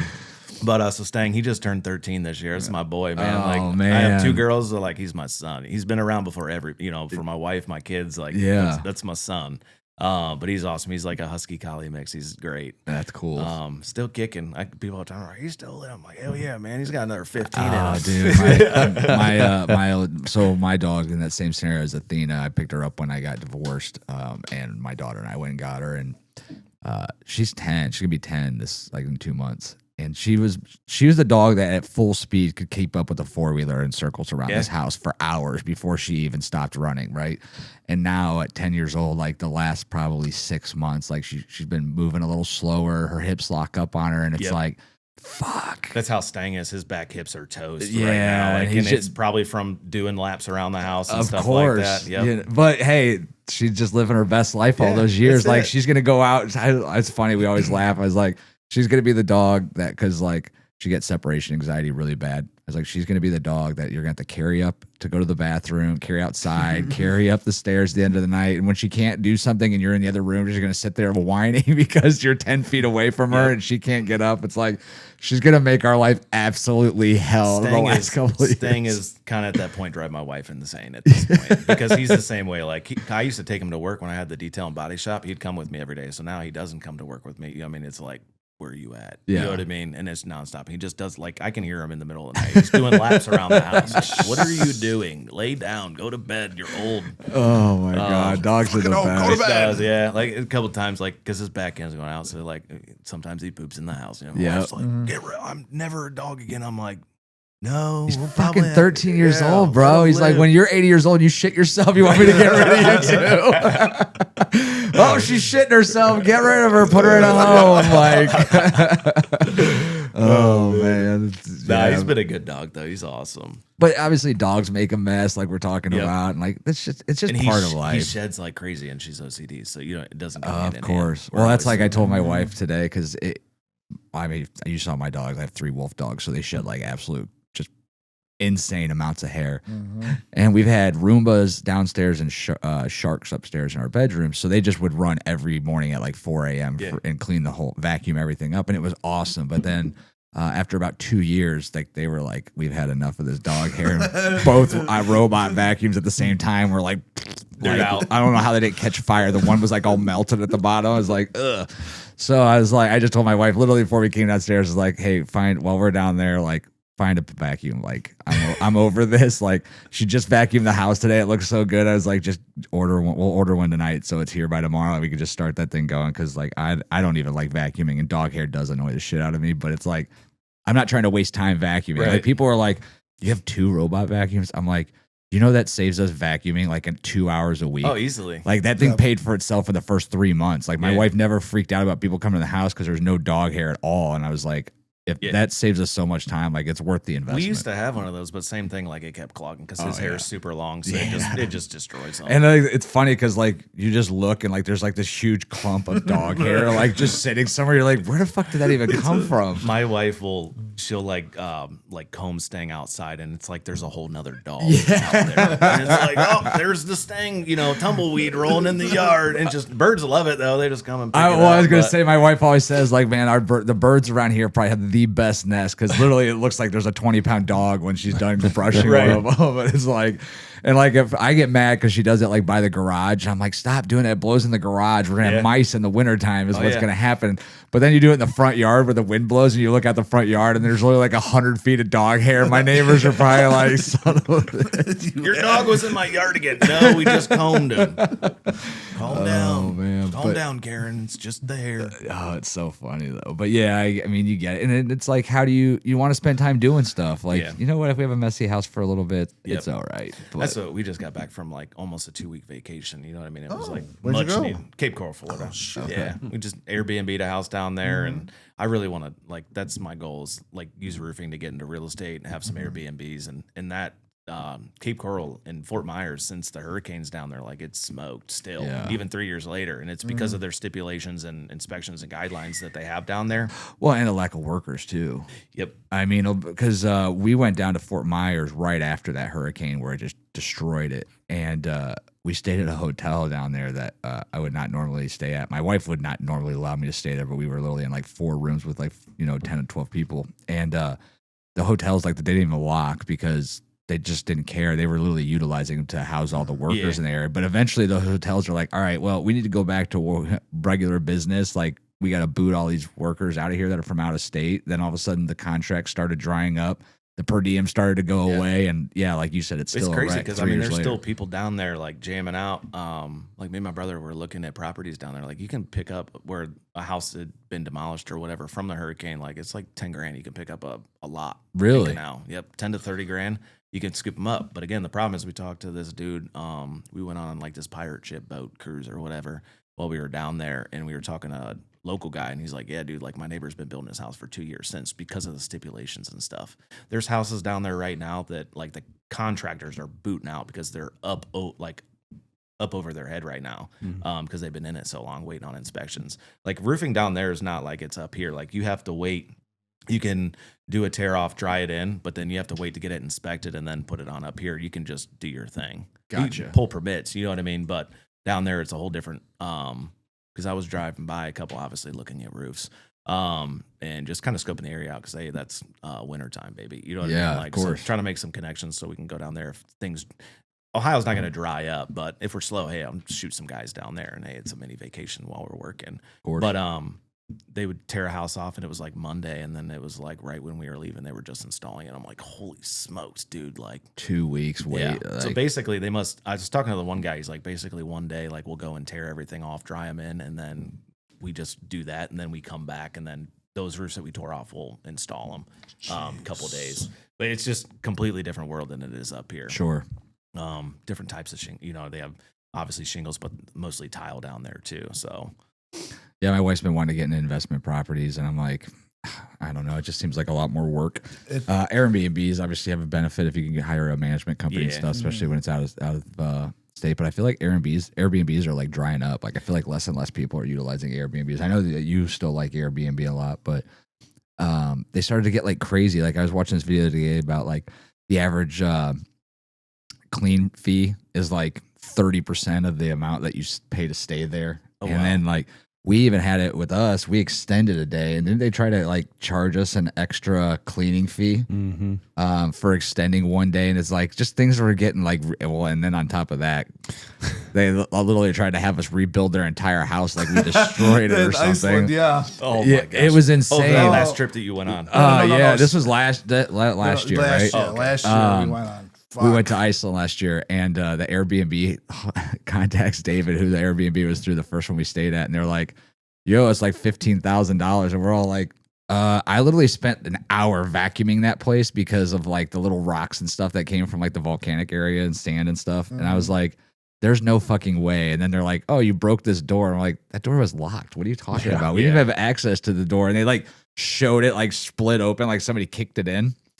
And they tried to tell us it was a $10,000 custom made door. Like it was just the craziest shit. And I was like, oh, then there was water damage that one because of the shower, because we know some people are running the water the whole time. well, the showers didn't drain properly. Yeah. So you had to like, just- it didn't have like, you know how like showers are typically like a like It a had 4-inch like a- lip around yeah, them. it had like These a did not. dip. It was like open into the Yeah. bathroom. So we always put a bunch of towels down there to kinda keep the catch it, water yeah. in. But one night the shower ran a little bit longer than normal, and it didn't. It kind of went Swimming over. in the with- bathroom. Yep. Yeah. Was. and it man. happened one time, but it was the rest of the time. But we dried everything up and cleaned it. Yeah, we cleaned Those the shit out people of that them. kept the water running dried But everything I will up. say and that cleaned- because we, the one that we went to, we had to take a picture of the electric meter before we got there What? because they're like they only have so much usage, or we were only allowed, or they would charge us. Oh, wow. Yeah, like so there are. I mean, Yeah. that was the first time we've ever encountered that. experience. But like this one, they had some weird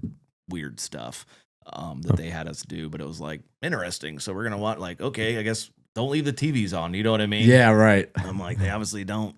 It's like Want going the back to electric like when you were a running. kid living at your Yeah. dad's house and 2 like hours right. TV a day. somehow Yeah. leaving the Oh, yeah. freaking somehow leaving your bedroom light Bedroom on light added on, $100. Same thing. Like, We will never recover from this. for the AC, $100. right, for the AC, we had to keep it at a certain. You know, what I mean, we couldn't go under or whatever. We had to keep it at a certain temperature. Man, that's brutal Yeah. at that time. I mean, other than that, I mean, it was a great trip. We just chilled. It's so funny how well our parents prepared us for life in the 2000s. Like, Right. I mean, you see all the lights that we have on in this basement. Like, my dad would literally flip a yeah. shit brick Well, if yeah, this yeah, thing yeah. was heavy. He's like, are you kidding me? Like, that's gonna add $8 to the electric bill. Like, Well, you gotta understand, like the back in the day, their light bulbs were fucking run on normal, like they're not LEDs. They're not really. of course. That's Yeah. valid. Efficient. Yeah, It's just funny because it's like you're at an old person's house when they still complain about like the temperature in the Oh, yeah. house. Like, I got a did buddy's you raise dad the?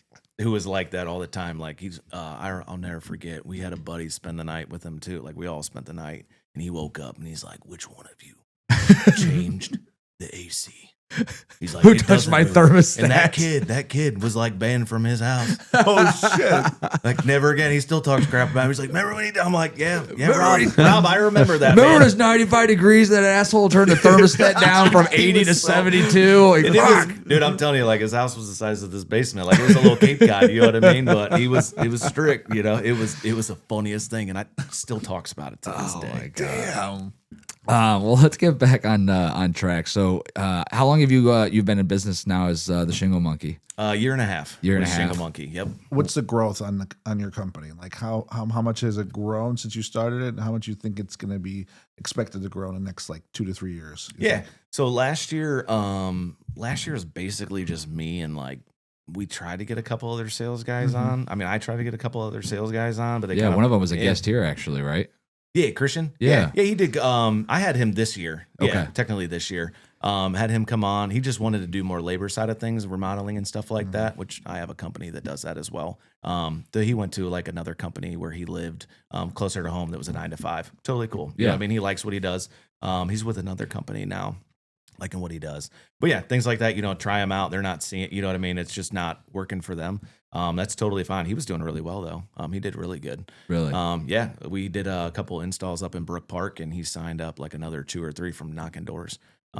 Really good dude. Christian's a really good dude. Yeah, absolutely. Great guy. It's. I mean, sales isn't for everybody. Yeah, Right. yep. And then the other aspect of it is there's no residual value to it immediately. Right. Yeah, we People need- don't realize that. Like they're like, oh, I sold 10 things this week or this month, and it's like, yeah, but those 10 aren't going to turn into 2 freebies and Right. for like a year or Yeah. 2 years. So you need to keep pushing that so that they that's- start to become freebies. That's why I try on and tell on these guys, referrals. like, it's all about building a pipeline. Like, I don't care if you think you have, 100,000 in sales or, 200 grand in sales or whatever. Like, you need to be filling that pipeline no matter what. Because some of those new ones might hit faster insurance wise than the older ones. I mean, it can. Sure. So again, just teaching the guys, like, dude, always be out, always be like, I am massive on networking. I cannot like preach that enough. Networking and branding yourself. I mean, that's how I got to where I'm at today, is literally like, it was Trenton Cooper. Now it's the Stash. Because when I was with Third Estimate, I started growing a mustache for God knows what reason. And it just stuck. And I was like, dude, the Stash will save you cash. And people they're like, dude, that's cool. And I'm like, I'm keeping it. And then my wife tried to get me to cut it off. I'm like, no, it fits. I can't grow a full beard, so all I got is the mustache. You know what I mean? Like, I'd love to have a beard like that. You know, Right, what I mean? yeah, Like, clean, ain't yeah. got it. You know what I mean? Sideburns just don't come in, but the mustache does, so I'll keep it. Right. No, but it just, people took off on it, and I literally made shirts off it. And again, branding yourself, and it's like, we went to the Medina Car Show. One of my sales guys, he puts on, Jeff, puts on every year. This was the 9th year, so I made a big big old banner and it's got the Mustache Man on it. You know what I mean? Like, again, turning that into, you know me for roofing or whatever, but again, no Trent Cooper, the mustache. You know what I mean? Well, it's like when you say the Shingle Monkey, right? So in the car business, the big, you ever heard of Suburban Auto Group, big group out of Florida, or I mean Michigan? I think it was either Suburban or it was Johnson, but they came up with the Trunk Monkey. Okay. And so all their commercials were about like this trunk monkey, which basically Yep. it is Monkey. probably the funniest set of commercials ever Yes, because they did I've it seen for like all these different scenarios. So I'm like, oh man, the Shingle Monkey could have some of the best commercials. Let's see if I can find one here. If you're a car guy and you haven't seen these, let's see what. Oh, I've seen these. Yeah. The trunk. Where is? Yeah, it was Suburban. I'm trying to find the one that's the shotgun one. It's like what is it? Look up shotgun trunk monkey. There it is. It might be this one right here. Let's see. Yeah. Here we are. I still can't believe my dad let us even touch his new car. Oh, yeah? I think it came with the car. Hey.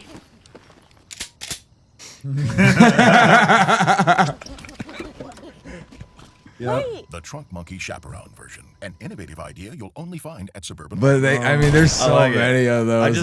I just got a good marketing idea off of that, just with the banana. I'm like, man, toss a banana out there, slip on some roof savings, man. You know what I mean? Yeah. See, you always got to be thinking. It's Always. like, we were talking. We had Wingman Garage on recently, and then we had the guys Good Morning Mechanic, and it's like, we're all content creators. We're all we all have great ideas, but we haven't like yet executed. Like, we need like a local 25-year-old that could just work for all of us.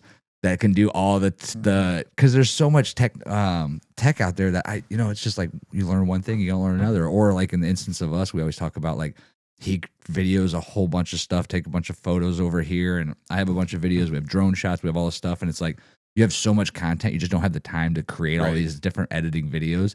And there's guys out there that are just killer at it, and it's like, man, I got partnered with a company based out of Ashland. They were doing I went to Ashland High School, and I saw them doing media for the sports team. So they were basically like just sports media. And I was sponsoring the football team and things like that. And I reached out to them like, bro, like, you ever do like roofing media and anything like that? And because they're building themselves as well.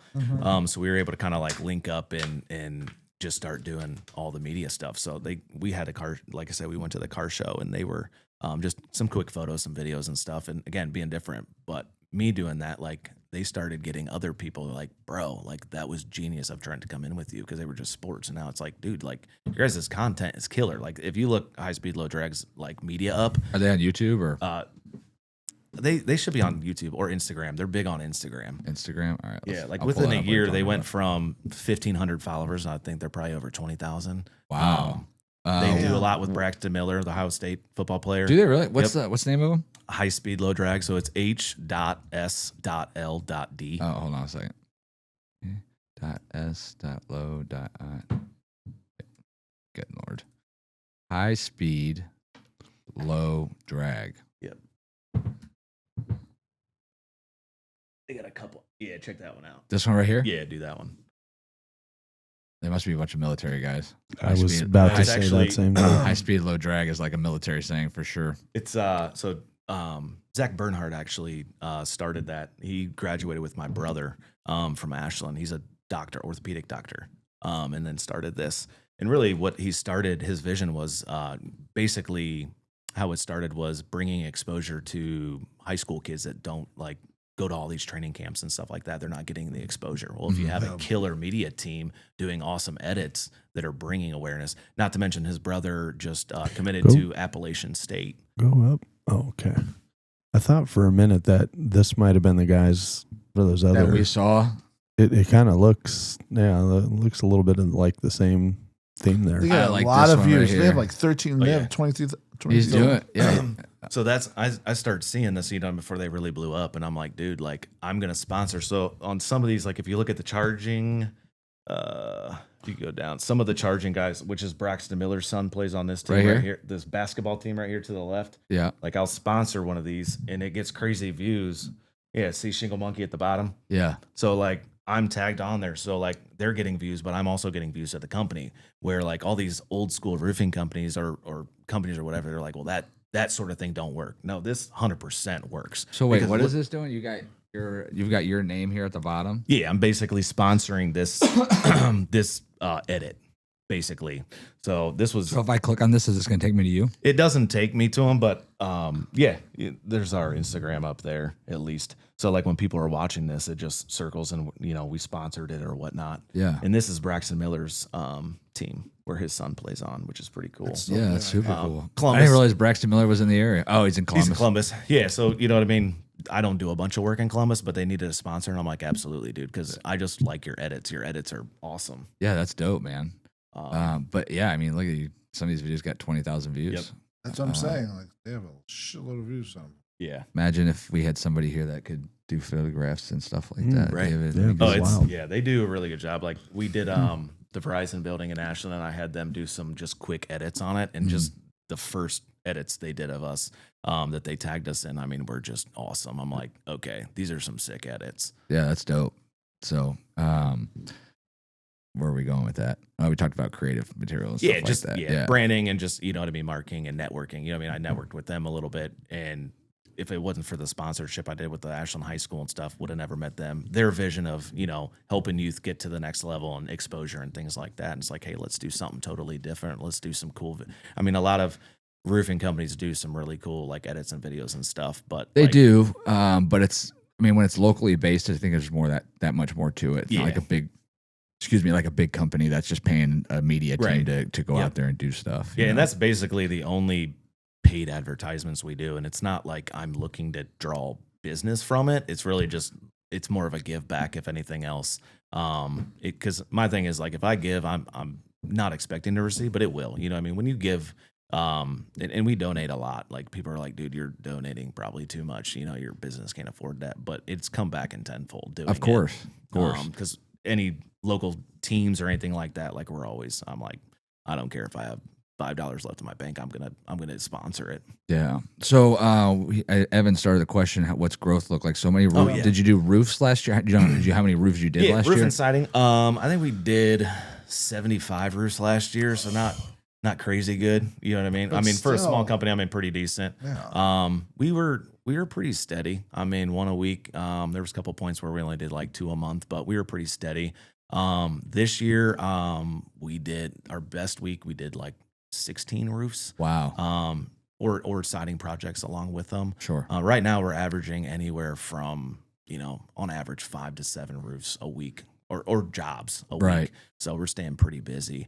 My ultimate goal, I would say, it's not going to happen this year. This year we'll probably hit 5 to 7 million, but next year, like I want to hit 10 million. In order to hit 10 million, like I need bodies, basically Right. bodies. I need office team. Like I do everything in the company, whether from helping the guys sell, tracking their insurance claim, the supplemental production, building the jobs, making sure they're done. Like I need more me, number one. But the goal is like train these guys up sales, and then I'll start like teaching them what I know, and then putting them in the office or whatnot. Well, I was gonna say you turn that sales team into basically yourself, to where they're able Yeah. to do their own insurance claims. They're able to follow them through, track it, get the money, et cetera. Now they get to be, now instead of just getting a commission for the job, now you get paid a little bit more. Yeah, and that's they almost kind of become what like partnership. kind of what I wanted to explain to these guys. Like we're still a small company. You know what I mean? Like I want these guys to be here for the long term. Right. Like if I decide to venture off, like I still want to own it, be a part of it. But like I have other avenues that I really want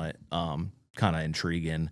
But again, it's like building them up to a point like, hey, like you're the general manager now. You Right. started as a salesperson here. That's what happened to me. You know what I mean? I learned all the avenues of the roofing game, from production side to supplements and all that. And that's how I was able to start a company. So it's, again, teaching them little by little. Now my thing for them is like, hey, go out and sell. I'll do everything else. Once we get you really, really good at selling, then we'll slowly start trickling you in on how to do the codes and the supplements, talking to Right. insurance companies and stuff like that. Yeah, for sure. because otherwise you're just generating an office staff that has no residual value to you, right? Right. Like they're a cost, not a income producing a spot. And Well, yeah, and I mean, if I get sick or something happens to me, then Right. it's Shingle Monkey's basically done. You know what I right, mean? yeah. Well, everything goes on hold, Right. and then it's an issue.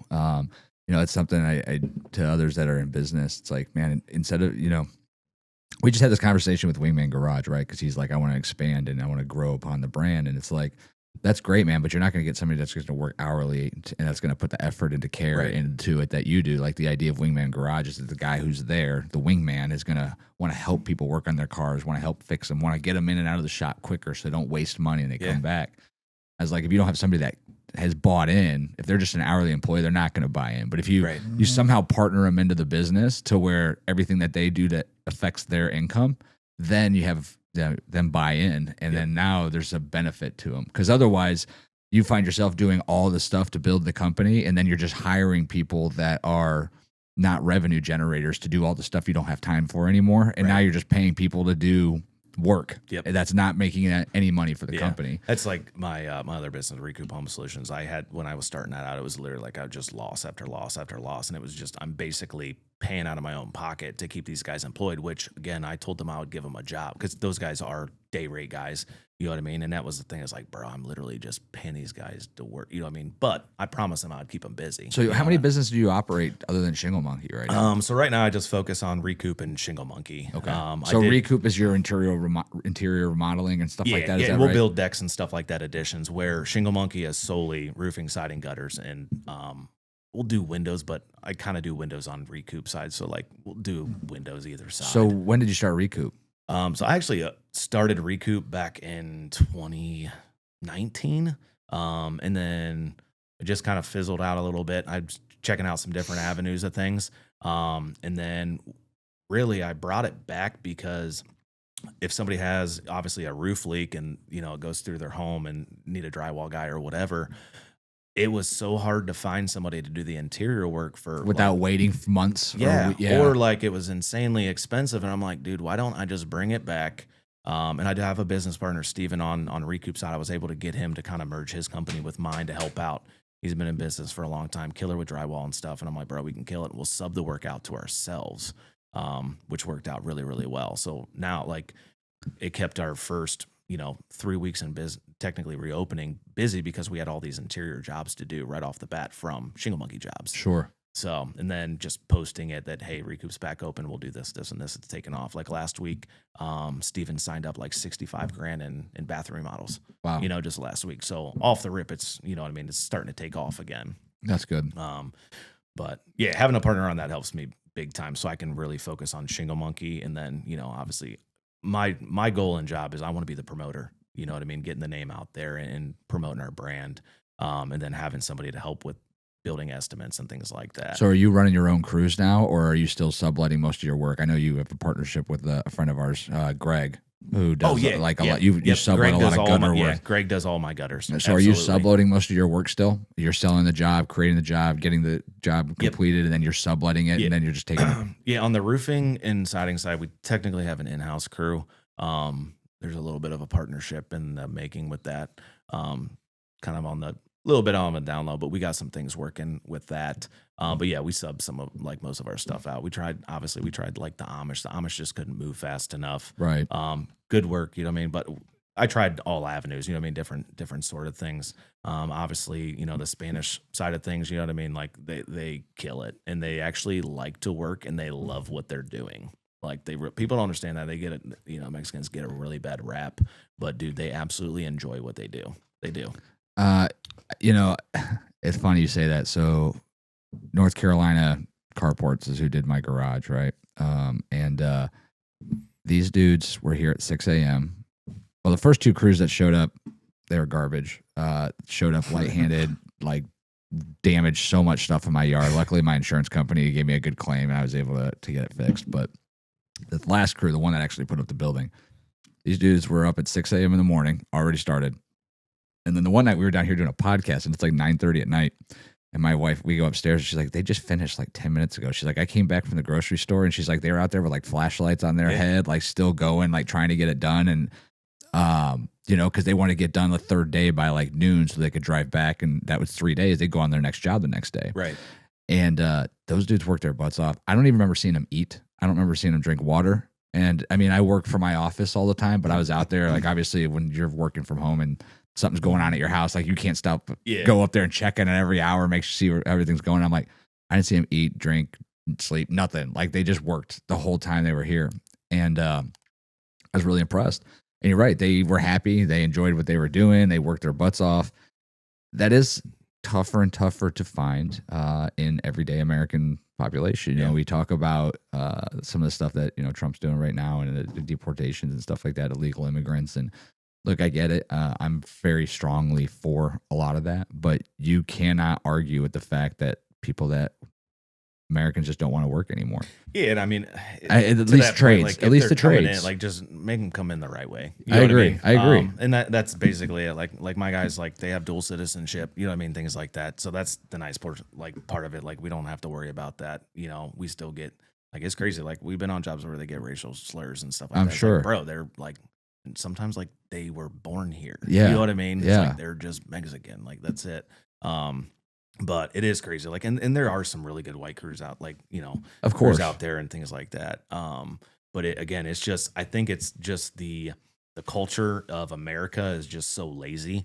Now everything's at the fingertips, now with the ChatGPT and AI and stuff like that. Like, I know a lot of companies are utilizing AI and stuff, but like, I personally don't, just because if I'm going to have a computer do everything for me, then like I'm going to turn to mush eventually, not know what I'm doing myself. The only thing I disagree with that on, because I've heard that argument before, is like I look at AI as if it's a time saver tool. If it's something that saves me a little bit of time, then to me that's valuable. I'll take that. You know what I mean? I don't have to hire somebody else to do that. The other aspect of it is if I'm trying to do something new and AI can help me do it without spending countless hours or hiring somebody to do it for me, benefit there. Yeah. Like this podcast we've talked about all the time. I wouldn't be doing this podcast without some of the AI technology that we use. I wouldn't be able to. I wouldn't have the time for it. So this allows me to do a hobby and grow something that I enjoy doing on the side that I wouldn't have the tool. I wouldn't have the knowledge on how to do without and the time to spend doing it. Right. But I'm sure there's a lot of people that are using AI when it comes to the aspect of roofing and other trade jobs where it's like, that's not going to get it done. Yeah. I mean, it's even with like, you can pull hovers for satellite, images with measurements and stuff. Like, I don't know how many people, even hand measure a roof anymore. I actually had an argument with it was on the Verizon building in Ashland, and the adjuster, obviously send the insurance scope over or whatnot. And I was looking at it, I'm like, we went and hand measured this roof. We still pull the hover or the GAF reports or whatnot, just to double check. And but he was arguing with me on the squares of the thing. Like I first went to the building department and I said, hey, give me the blueprints for this building. I'm gonna I was pissed, dude. I'm like, I am right. You know what I mean? Yeah. So went and pulled that, and he's like, well, that ain't. You know what I mean? They're probably off. Hover report is the. Well, I'm like. Then I went and, hand measured this thing, showed him the hand measurements, and he's like, yeah, it's still not as correct as, as the hover report. I'm like, bro, this is a tape measure from one. I took a picture from one end to the other end and then down just to get the square. And he's like, no. So what I did, we ended up getting the extra money for it because I was like short like 5 or 6 squares. Yeah. So what we did is I went ahead and ordered. They didn't send the extra money for the 5 or 6 squares. I ordered the material and then I showed him what we did. And then we finally were able to get the difference of it. But it was like, bro, it's not good for the hand measure. Like, you're out of your mind. I get people can mismeasure, but like, bro, that's crazy. Well, I mean, I've had insurance policies where I had to claim and like when I had the damage, and they're like, well, just take photos and send it to me. I'm like, okay. Yeah. You sure you want me to do that? Because this spot in the grass might be like an acre away, but I'm going to include it if you tell me to just go out and do my own thing. And it was the same thing with when I had my siding redone like 4 or 5 years ago. They're like, take pictures. And I'm like, okay, whatever. Yeah. If you don't want to come out here, then don't get mad at me when. Well, the crazy thing is, like, you're going to send your photos in and they still send an adjuster. You're like, why wouldn't they just? And that's why we do our inspections. Like, I'm building a book, you know what I mean? Chapter by chapter, so that where my photos are going to either relate, You know what I mean? To the adjusters' Of photos, course. because they don't take as many photos. Like every job, I'm taking 100, 150 photos. Like down to a T, I'm taking as many, and I try to express that to the guys. Like the more photos, you're building a better document and a better case to why we are doing this and Of why course. we're asking for a full replacement. And then you send those in, and then it's really hard for insurance companies to argue with it. They still do, but it's harder. Sure. Well, I mean, it's funny now because this is one of those things where you're a younger guy, you're in a trades position, and I think that's like the disconnect, right? So you have the guys are leaving the trades right now. The guys are in their 50s and 60s. They just can't do it anymore. That's like the previous generation. That's like Gen X and before.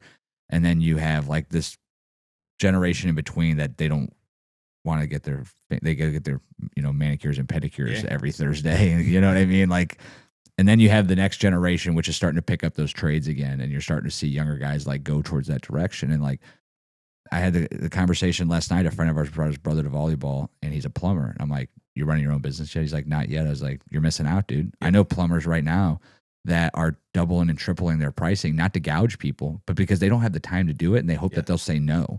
And then the people are like, I don't care if you do it. And then they're like, you know what? If they're going to pay 3 times as much, I'll work till midnight to get the work done because they're willing to pay that much more to get it done. In plumbing, it takes the longest to get your license. It's 5 years. You know what I mean? So once you have that, like the big companies like Roto-Rooter, there's one person in the company that holds a license, and that's it. Oh, is that how that works? Yeah. So somebody has to have that license, and then you have to work with or for that person with the license. Gotcha. But you have to work with somebody with a license for 5 years before you can go take a test. Oh, it's You good have to know. have I the didn't know that. documented hours and things like that. Jeez, oh man. I only know that because I don't have a plumber's license. That's one thing that I wish I would have went and snagged. We can still do plumbing stuff and stuff like that, but really you need to get a licensed guy in there, especially when it needs permits and things like that for inspections.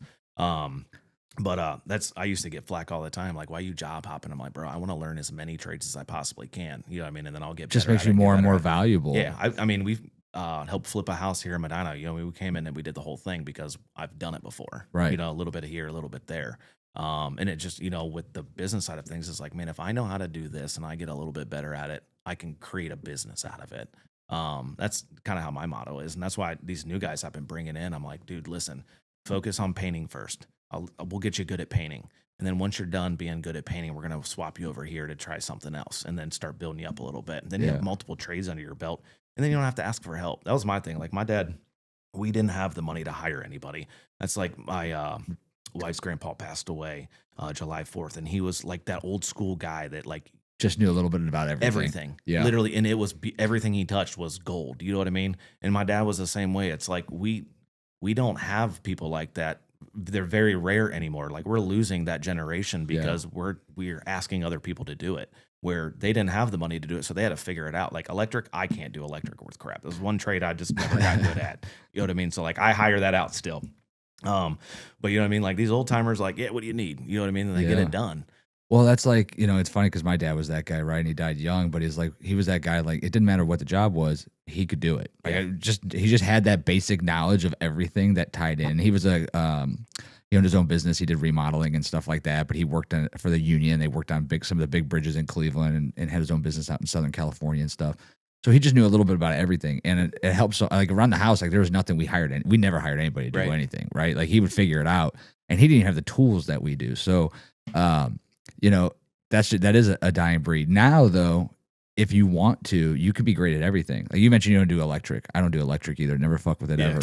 I had an electrician come in. He ran to my outbuilding because I want to finish the inside of the outbuilding. So I had an electrician come in and run it from my fuse box in the to the main house, and he ran a line out to that. I dug the trench and did all that. I just had him run the wire to it and connect it to a fuse box out there. But then I wanted to run my own lights, my fans, my switches. I wanted to put all the outlets out because I was like, I don't want to pay somebody to do this. So I ran all my outlets. That went well. And then I ran all my lights. First thing, I flipped the switch and it like kicks the breaker. I'm like, oh, man. Something's tripping. So I wired it in a way that I Googled it and watched a couple of videos. I was like, I'm pretty sure the wiring's right, but hold on. So then I was like, you know what? I don't have time for this anymore. I need to get this done. So I called, I put a thing on Facebook. Any electricians could help me out, right? I'll reach out. None of them charged less than $200 just to come out and diagnose the problem, just to look at it. I was like, I'm not paying $200 just to figure out what the problem is. So I was like, fuck it, I'll just start taking out one light at a time, Yep. right? And then I realized like, oh, I don't have to take down every light. I could jump ahead like 5, and if they all work up till 5, then that means Right. there's not the problem. And I found it was the ground that just, when the wire coming in, the wire going out to the next light, and the wire that the ground for the actual light, just 2 of the 3 were connected, not the other third. Fixed it, done, lights, and I'm like, man, I feel so much more accomplished right now. And I just saved at least $200, if not $500-$600 Yeah, easily. And for someone to wire that garage, probably would have cost me $2,000. And I did it for about $300 in parts. That's the crazy thing. Like the old generations, they had like manuals and stuff, but most of the time they had to figure out how to do it. Like, Yeah. Now we have all this knowledge, and we still have people not knowing how to do Right. stuff. Yeah. And It's crazy. Like Google how to put a motor in. Like there's literally a 3-hour long YouTube video to show you how to pull a motor and put a motor in a car. You know what it's crazy. You're 100% right. But now my daughter, who's 16, and 10 years from now, when she's married and like they have an electrical problem or they want to, add, now I can be that dad who's like, oh, here, I'll come over and help you run the dry and electricity, and it's like, that's cool, because that's just one thing I learned that I won't forget now.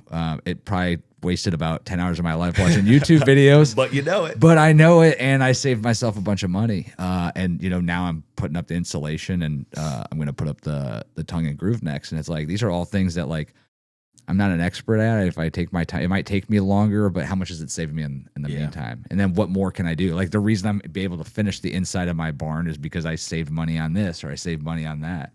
But yeah, you're right. Like we live in a day and age where all that information is so easily accessible, and just people don't want to do it still. Yep. But the ones that do are going to, conquer the world. We've said it. My brother-in-law is a financial advisor, and he talks about all the time. He's like, the new set of millionaires is not going to be CEOs. It's not going to be attorneys or doctors. He's like, it's going to be tradesmen. Oh yeah. They're like the next generation of millionaires. And he's right. This weekend, spent some time at the Grafton prison with Scott Caraboulat and the Ride for Life team. They go in, they minister to prisons. And his son, Caden, is a stunt rider. He's 18. He works for his grandfather's body shop. They work on build classical cars, refinish classical cars in Akron.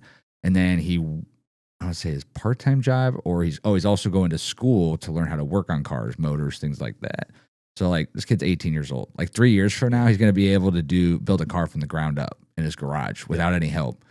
And that is going to be priceless. He can be able to do whatever he wants, not to mention his knowledge of bikes and how to work on those. So it's like more kids that take that step into figuring something out that they're like passionate about and love, and learn all the ins and outs of it. Like if you're a photographer, you should know all the cameras that are out there: Canon, Sony, Nikon, Pentax. If you're a videographer, you should start to utilize some of the editing tools out there and learn how to edit things better. So like if you were like part of a podcast or something like that, you might be like, hey guys, I could take this off your plate so that you can start doing some other things, like helping spend more time finding guests and things like that. Let me be a partner in this tripod. Help me help you. Yeah.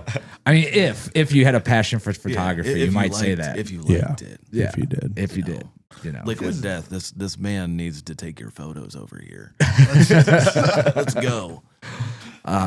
So what's next? I mean, you mentioned some goals as far as maybe getting into properties and things like that. Now, obviously, you have the interior and the exterior things. Have you thought about starting to flip your own houses or anything? Yeah, so we did. Like I said, we got Recoop back up and running, and we did a flip.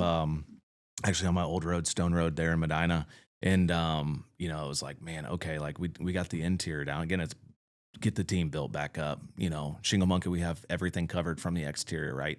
And my thing, you know what I mean, like tax purposes, is trying to, how do we take our money and circle it around, right? So it just continues. That's how all the big boys do it. You know what I mean? They're always showing loss. They have all this stuff, but they're literally cycling their money the correct way.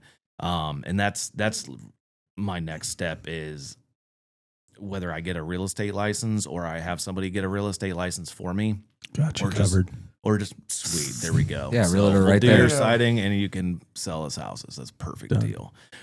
Is really coming in, and because where these houses, other people are like, man, I got to pay somebody. Because we did this flip for an investor. We came in and just basically labor. Here's our labor.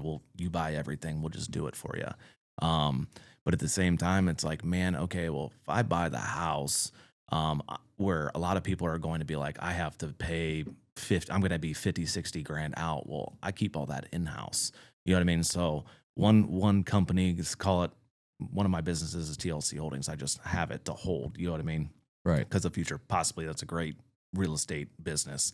TLC Holdings buys the property. Pay Shingle Monkey to do Shingle Monkey then does the exterior, and then Recoop would do the interior or what have you. Sure. And then you sell the house, and then you just all three companies are making money. Right, but the TLC that sells the house and makes the largest percentage of money then has to write off the expenses to Shingle Monkey and to Recoop, right? Yep. So that it shrinks your margins in a sense. Oh yeah, on the tax side of things, but it's still beneficial to the other two companies profitability wise. And then you, as the overall holdings for all three LLCs, have write-offs beyond write-offs to recoup the entire project. That's the goal right there. Is and we're like, I think that's how it works. We're right there. We'll probably buy. My business partner Steven, he is getting ready to. It's his personal one. Flip. Recoup's kind of like our guys to Recoop.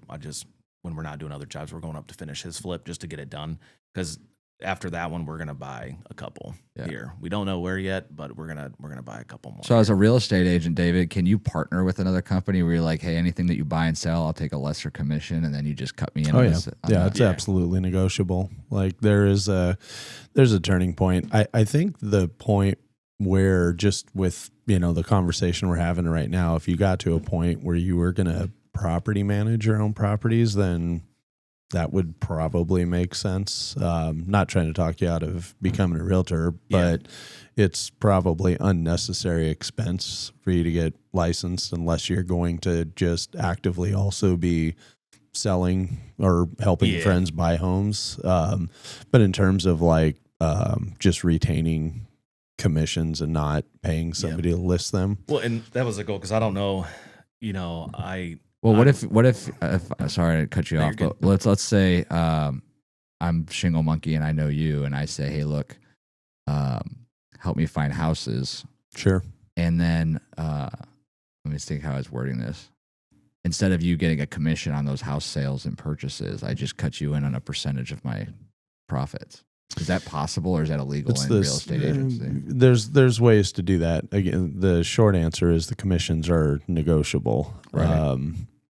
But there's also things that could be done. Bird dog's kind of illegal too. No, you can't legally pay anyone a commission unless they're a broker. So like he actually couldn't even just hand me money for anything. Right. But if there, let's say you had somebody that was a broker who also owned an LLC, you can stock swap so that, there's different ways around that, but without overcomplicating your taxes. Like, let's throw some numbers out there. Like, somebody walks into a brokerage and like, I'd like to list my house. Most brokerages are going to say, okay, 6 or 7%. And then you start negotiating from there. Mm-hmm. Like, a $1.7 million home there, you're not going to pay somebody 7% to sell that. It's going to be a much lower number. But yeah, the end of the day, if you have $100,000 home and your brokerage charges you 7%, that's $7,000. If it's your brokerage charges you 2% to sell it, and the other side of that too is there's also going to be a circumstance where you may not, in today's market, depending on the home and where it is, you may not need a brokerage to list it at all. You could probably put it on Marketplace and find somebody to go direct. Like there's like all these sale things. by owner type deal. Exactly like that. So there's certain homes out there. I mean, it would sort of be like mental masturbation for me to list my own home, for instance, like because I can fulfill all the paperwork, do all the stuff. I can do it all with the title company that I'm partnered with and wouldn't even need to put it on the MLS. Now, would I list it anyway? Maybe, because it makes my own stats look good to sell my own house once the siding's done. But as an example, though, you take a house that doesn't have siding and you may not be able to for sale by owner. Like you may need the networking and you may need all the other, things that go along with listing it. But in something like this, it would then become a matter of like, branding exercise too on top of that. So, because at some point or another, if you're firing on all cylinders, now you're out looking for investors at that point. You're shopping for, wealthy people somewhere else that want to, come to you as a full solution. So, okay, you can actually turnkey investment. In other words, so you yourself can go out and find me homes in Lorain, Akron, Elyria, whatever. So you can handle the actual transaction of buying the homes for me. Then you can fix the homes. Then you can rent them out if I decide I want to keep them for 2 years. And then you can list and sell them for me when I need to liquidate my portfolio. That's sort of the playbook out there right now. Like that's, I'm obviously not going to talk about any of my clients, but you're well aware I have clients that I provide that service to them right now. Aside from, the contractor side of it, like most of my investors, they want something turnkey. They're not looking for when you're in another state, you're not wanting to spend all your time on managing projects. You're not like managing anything. Like it's a matter of, okay, I can take 100,000 and I can, okay, let me rephrase, whatever Bitcoin's trading at today, 125 or something. I can take 125,000 and buy one Bitcoin and do nothing but just sit, wait, and watch. And that's going to have a return of whatever else and a risk of whatever else. Or I can take $125,000 and give it to him to go buy a house or two, or buy a house and, produce something that will generate revenue, whether I hold it for a year. So that's part of a much bigger machine. Picture, But, if that's the goal, the way you get there is that you partner up with somebody who will just give you a discount. Like in this particular case, like a client comes to me and it's a one-time, cash and carry kind of thing. We're going to list your house. We're going to sell it. I'm going to have a percentage of that. If I have somebody that comes to me and says, I'm gonna divest my portfolio because I want to jump to commercial. I'm gonna go buy property in Chicago or whatever. I'm not gonna sit there with 100, 200 properties until I'm sure 7%. I'll take that. Yeah, I'd love it. It'd be a great payday. But there's 33,000 some odd other. Most people don't realize this. In the state of Ohio, there's over 30,000 licensed agents in the state. There's 6,000 in Northeast Ohio. So there's agents galore out there. And it's 80-20, like 80% of the work is coming from those of us that are in the top 20%. A lot of part-timers out there. But so the way to build a bridge to that would be obviously somebody that's got some imagination, and that's why I've attracted the clients that I have, is because I'm flexible. I'm not greedy. Like, it's not a hobby. I do get paid. I do get paid very well at it. But yeah, I'm also pretty reasonable, pretty aggressive. That's kind of what we do on the roofing side. Like I said, I got those two investors from Cali that own a ton of properties in Cleveland, and I set it at a certain profit percentage that we both agreed on, and said, hey, when it needs a roof, this is the profit percentage that I make off of it. They know what profit that percentage that is, and what it does for me is it gives me guaranteed quantity, right? Because they're buying these houses left and right. They want to fix them, and then they're holding them, so they're refining them after they're fixed. You know what I mean? So I'm coming in, and it's best of both worlds for me. That's another reason why I started to Recoop up again, because then I'm doing these for the investors. You know what I mean? I come in, I'm basically general contracting your entire project. You can refi it, put it on the market, rent it out, whatever you want to do. Well, and let's not forget too, like, it's funny, we talk about profit margins and like businesses that are like, oh, I got to make X amount of Walmart became who it was because they just earned a 10% basically flat profit margin on everything, which undercut the market tremendously, 10, 15, 20 years ago. Right. Because nobody else was doing that. Every other store that was on its own, like, was doing this, we're going to sell milk for X and we're going to sell, toys for X and we're going to, whatever our percentages is we want it to be. But I think Walmart, Home Depot, both kind of run it operated like where it's like, hey, if we make at least 7 to 10% on a product, we're going to carry it, we're going to sell it, we're going to sell it in bulk, and we're going to generate that revenue.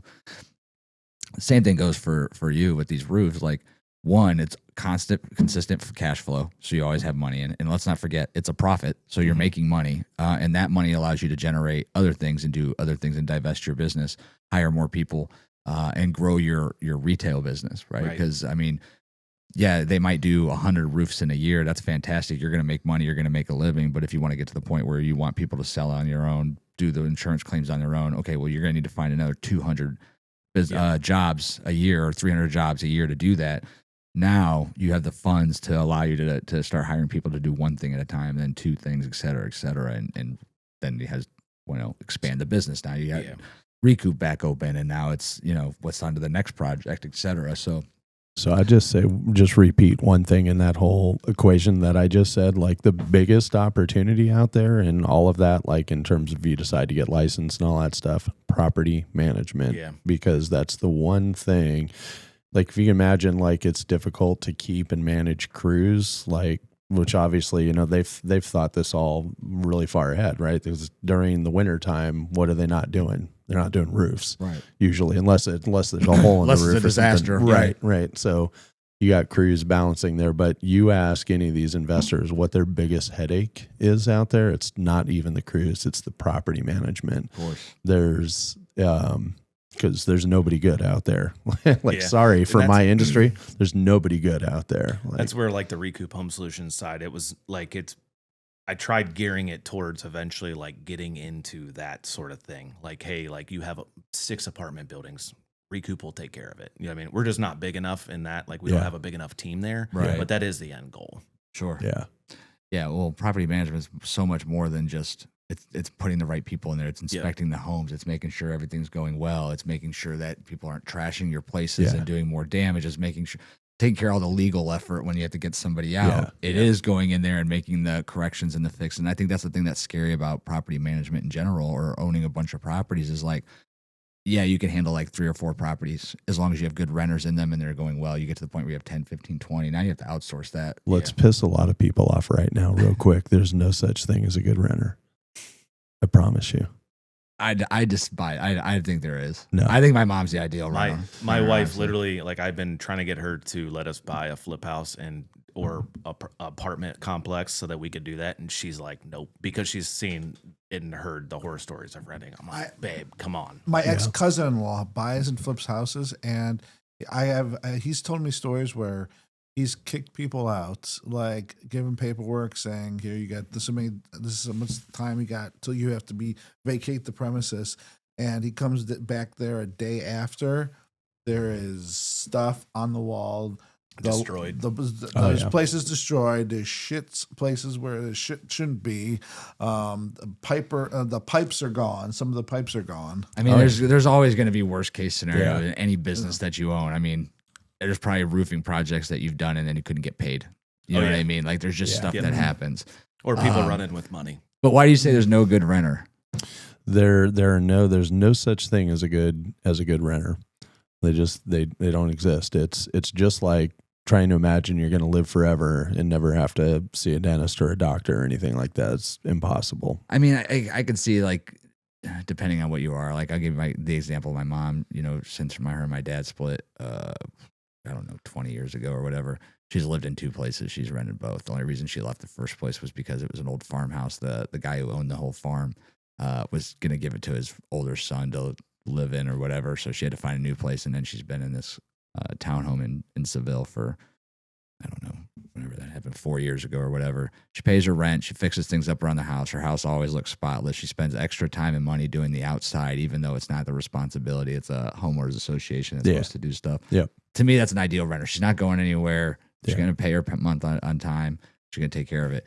But those are not a dime a dozen. No, those are, you're describing a unicorn. Right. Yeah. That is and that's what I say. Like when we went and talked to the lady ahead, I was like, look, as long as you're not going to upload, go crazy every year to when she goes to renew or every 2 years, like you've got because it was the mom's house originally. Now the daughter took over it after she passed or something of that nature. And I was like, look, you've got consistent income until my mom passes. Yeah. And the house when she leaves will be just as nice, if not nicer. That was a selling point for her. Yeah. The fact she'd been at the last house for like 17 years or whatever. But you're right. Like owning properties, you own properties that are college campus houses. Yeah. I could never fucking handle that. I told my wife, I am not even getting involved in that. I know she wants to, but to me, it's like, I do not want to spend all my free time fixing college house shit up. And I know you've kind of come up with a system. Yeah. That's where you need property management. Right. So, and I property manage my own, so knock on wood, there's been no major disasters. I've had broken water heaters, furnaces, crap like that. But I've also kind of bulletproofed the homes as well, made them that simple. The biggest disasters I've personally had, and it's what any of us would think of. We would think, I reimagined and went through the process again. My neighbor passed away right next door. And it's like, I should buy that house and make it a rental. Like I can easily manage it. It's right next door. If something breaks, I can keep an eye on things. And, and so the area where we live in, where the homes are, there's nothing here under 300,000 that's livable. Right. So, at the time it was probably a $300,000 home. Now the guy who bought it, ironically, he's roofing and siding contractor, but so he's put a lot into it. But even if it were a $300,000 home, for you to really capitalize that in a meaningful way, you need to collect $3,000+ per month in rent. You're not going to get $3,000 a month in rent on that place, but not consistently. You might get it for a year if you get like an executive that moves into the area or something, but you're not. Yeah, you're right. You're not gonna. It's definitely not gonna be consistent. No, I've seen houses that are really nice houses that were for rent for $4,000 and $5,000, and they were $600,000 homes. Right. They're on the market all the time. Like the same house is literally on there every other year or whatever. 600. So 10% cap rate just at a gross, just like from conversation perspective, like you should see at least that. So a $600,000 home should be collecting $6,000 a month, like just simple mathematics. Like, and if you go and you look at that, like, okay, so you get ball players that come in and out of here, and so they're renting homes at $25,000 a month up along the lake or in certain areas. Those should be $2.5 million homes. In some cases, those are $5 million homes. Like in which case they should be collecting 50,000. But this is in LA. They're not going to collect that. Right. So, and I'm not trying because otherwise you're at the point where I might as well just invest the $300,000 I'm going to put this year into a house, buy it, and then hopefully in the market's in a good spot in 3 years. And I get traded. here's what works even better than that. And this is there's no coincidence, but it's like, you go back to the client that they have that he's talking about, big money out of California. Where are their homes? They're not in Medina. They're not in Strongsville. They're not in Brunswick. They're not in suburban areas. They're in the urban areas. So, if somebody comes to me and says, hey, I just inherited $1 million, like I want some rental homes. How about it? We go pick up 2 of those nice homes in Medina. We imagine it like playing Monopoly. Like that's why I look at my neighbor's house and I say, oh yeah, well I could get that for a little lower because I know the family and put 50 grand into it. And then I can try and get $3 grand a month. I'm going to make it really nice. And I'm going to tell you what, a person that can afford you can go onto YouTube and search this. Those ball players that are paying 25 grand a month, what condition do you think those homes are in when they turn them over? Oh yeah. They just say fuck my deposit and they throw parties and then they leave. Like those homes need in some cases $500,000 worth of work to get them sellable. So there's this, I say there's no perfect tenants. There are tenants. There's tenants like your mom and other people. I mean, when I've been a tenant myself long ago, I was a good tenant and fixed things myself. Like don't like to be a pain in the ass. We all know people like that, but I promise you there's far more stories that are the other way of, people that leave these things behind. But the person who can even afford $3,000 a month in rent, that's a disposable house to them. They're going to live in it.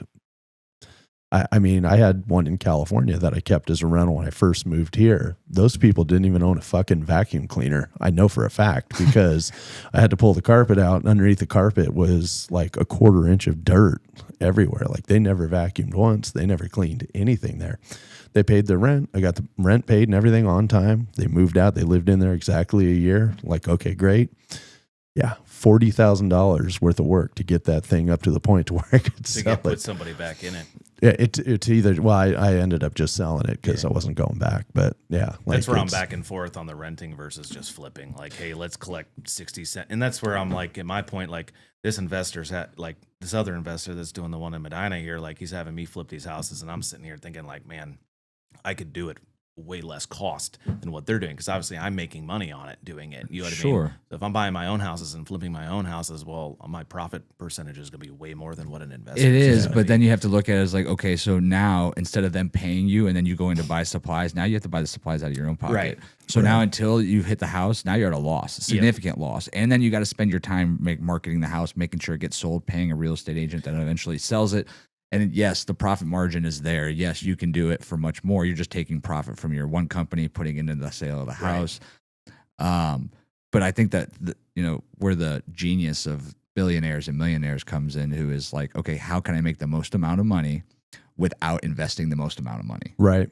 So it OPM, more becomes now other it people's becomes money. Yeah. So now it becomes, hey, Mr. Investor, I'll do everything on the house. Instead of you paying me my flat percentage of this, I want you to pay me a flat percentage of the residual income for the next 20 years. Or I want you to pay me a percentage when you flip the house. Now you don't got to buy the property, so you don't got to invest your own capital. You don't got to go ahead and yes, you pay those things, but as soon as he sells it and makes the money, you're reimbursed, and you didn't come out of pocket with your own money. Yeah. You eat the labor and you eat the supplies, but you hope that that's going to be a bigger return selling a house, say $100,000 house, and selling it for $200,000 and making 25% versus get a percent on the return instead of actually the work. Yeah, I mean that's a killer idea there too. Like I said, or the revenue. Like, hey, if it's a rental, like, hey, I'm going to get a tiny percentage of the revenue for the next how many 15 years, right? You know what I mean? Yeah, and then that comes into where you put contracts Property into place management. to protect. Yeah. Go right back to Yeah. I will steer everything right back to that, because there's your residual, and if it's something that you can do well, so I know agents that they left the sales side of the business 10 years ago because they landed somebody like that, and even taking it at a discount.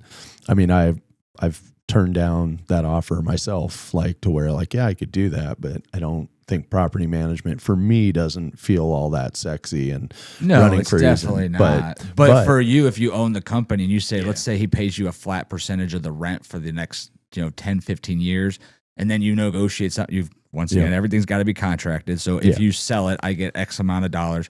But then you say, not only do I get that and that, but I will do this one better. You pay me an additional $250 a month, and I'll property manage it for you. Yep. Oh, it's way more than that. Well, but you know what I mean? Like now you're getting a percentage of what's getting paid. You're getting an additional pay, and you're breaking down into separate revenue streams. Yeah. That way it's not all tied to one. Like, I'm not going to go ahead and take a small profit and manage it. You're going to pay my property management company X amount of dollars. Yeah. I'm going to TLC Holdings get a percentage of what you get in rent every month for the next 10 years. And I've had people that are like, dude, why are you starting so many companies? And it's like, because I see the bigger egg at the end. You know what I mean? Yeah. I see the bigger piece of the puzzle here, and people are like, you are just crazy. And it's like, well, I might be a little crazy, but I know exactly what I want. I just got to figure out how to put the right puzzle pieces together to get there. And that's where Shingle Monkey obviously started at. Bringing back Recoop Home Solutions was the next step, because like, I mean, I'm cool. I have everything that I ever really wanted, plus some, I mean, I don't have to be filthy rich, but the other thing is like, I want my family and families to come to be set up, and not just my family, but everybody who is a part of Shingle Monkey and Recoop. Like, they are going to own a piece of part of every little bit of it. Like, their lives are going to be changed, and that's what it's all about. And it's just figuring out like the right people, and that's where we're at right now, is building the team up so that we can get to that property management portion of things. Yeah. Yeah, and for somebody that buys in, and here's the hard part, right? Is you got to see somebody who's going to have a vision like you do, right? Because otherwise they're going to be like, yeah, I'll do it. I'll sell, and I'm going to be a partner, and I'm going to do this, and I'm going to do this. But eventually, like, life happens, and that guy gets a girlfriend, and then they have a kid, and then they buy a house. And like, now he's like, I don't want to do all that stuff. In fact, this job's going to pay me $20,000 more a year to do the exact same thing. Yeah. And I don't have to worry about anything else. And that's becomes the hard part of building a business. When people talk about these corporate monsters that are like, oh, they're out there making all this money, da da da da da da. All the little people don't make shit. Well, the little people don't stay. Mm-hmm. I don't know what the stats are, but I'd venture it's less than 10% of people stay at a job for longer than 10 years right now. I'd have to look it up. It's probably less than that. It's probably like 3. Right. 3 So to 5. there's no buy-in. So like when you talk about Amazon drivers, like, what career path do you want for an Amazon driver? Most of them are going to be working at Chick-fil-A 8 months later, but then they're going to go work here for 8 months, and they're going to go back to being an Amazon driver. Maybe they go work for FedEx for 2 years, and maybe at that point they're 35, 40 years old, and they realize they're going to be a delivery driver for the rest of the year. Chances are that's not good. Like, they're not going to say, I'm going to drive for Amazon for 5 years. And then at that point, I want to move to warehouse management for 5 years. And then I want, you know what I mean? They're not taking those jobs as career paths. Right. Yeah. And some people, I mean, And people just don't have the vision for it. Yeah, because you look at like the old school generations, they got in a job and they're like, oh, I'm going to work. They're thankful they had a job, so they just worked there until they, you know what I mean, they retired. And now it's like, okay, well, you see that there's other aspects with technology and everything that's out there in social media. It's like you can do and be whatever you want. It comes back to mindset and your drive. Yeah. Like I see people that have the mindset, but they don't have the drive. Sure. Or they have the drive, but they have no idea, no vision, nothing to, you know what I mean? Nothing to get to. And that's what I try to help. Like I have a goal and set. Now it's putting the pieces to the puzzle to get there. Sure. Yeah, and then you're gonna have all these people who are like, "Oh, it's easy to say you already have the money." Well, yeah, but I didn't get it by not working my ass off. I mean, when I got into roofing sales, my wife was pregnant with Alice. She didn't work because she was staying home mom, and I literally told, well, no, she was, it was during COVID, so like she was in nursing, got out of nursing, and I basically told her, I'm like, it's literally shit or get off the pot at this point. I was like, I'm gonna trust in myself, quit at the hospital. I'm going to go all in on roofing. Like we were like 6 months behind on our mortgage at one point because I was waiting on insurance checks. But because I put that faith in me, I'm like, then I saw my first $30,000 a month check. I'm like, I told you, babe, like we did it. And then it just kept building and building and building. That's why I try and get these guys to like, dude, like it's going to suck. You know what I mean? Off the rip. But like if you keep that drive and keep that passion in your networking and your branding yourself, it will come in. Like, you know, good vibes and vibrations like it'll follow you.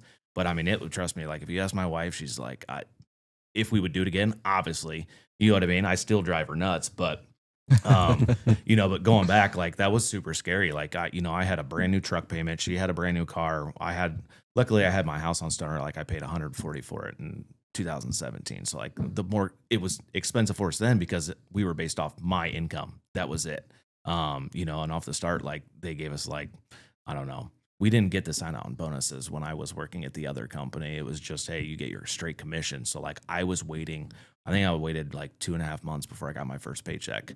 But when I did, like, it was a nice fatty. And then I'm like, okay, I see it. But it's just reminding yourself to keep grinding. Well, and that's the thing, too. And, you know, it also becomes a factor of like, okay, how much do I want to grind? Like, my wife tells me now, like, oh, you just spent more money. I was like, well, I could always make more. I'll just work harder next month.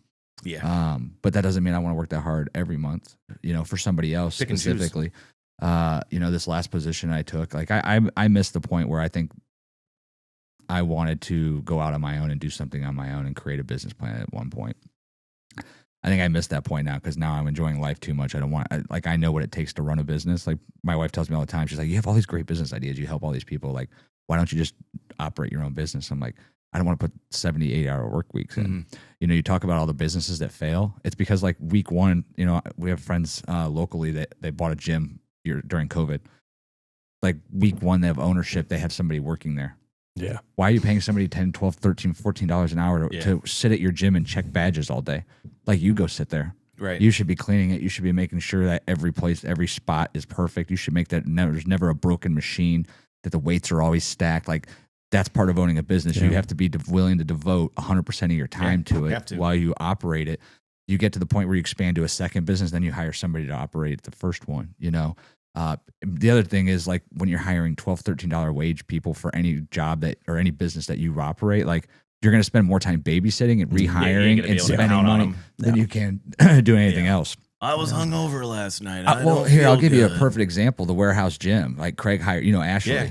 Dude, that chick was a dynamite employee. Like he got so lucky. Like when it was funny when she was, because I didn't know if you know this, she was like a college golf athlete, and she graduated college and she's working for like one of the country clubs or something. As far as trying to further her career in business management, so she left the gym, and I was like, dude, I don't care what she's getting paid. Like you tell her, you just keep going up until she says she'll stay. Yeah, like because you're gonna regret it. Like. She was there every morning at like 6 o'clock working out. 8 o'clock, she already had the mop bucket out. She's mopping the entire gym throughout the day in sections. And I think that's when they started like taking off with their media stuff too. She was helping do. Yeah, she was doing a lot of stuff. Yeah. So she ends up leaving to go to the golf thing, and they hired this other girl that was supposed to do all this stuff with social media. I'm like, she doesn't do anything more with social media than they were doing before. And I haven't seen her pick up a mop and mop the gym since, I don't know, she started. Yeah. And to me, like the bathrooms aren't as clean. I noticed the weights aren't stacked. I noticed that there's nobody mopping the floor. Now, what's the difference between now and January when it was getting mopped every day, or I think her last day was like back in April or whatever, is it's been 95 degrees for 2 weeks. People are sweating profusely. I watched her walk. She wiped down every machine. She had like a process. That girl never sat for more than like 2 minutes when she worked there.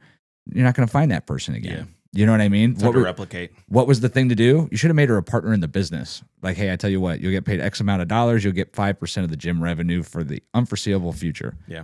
Now she's doing something in business ownership, which is what she wants to do. She's learning more. And yeah, it's costing you a little bit more money. Yeah, you're giving up a portion of the business revenue.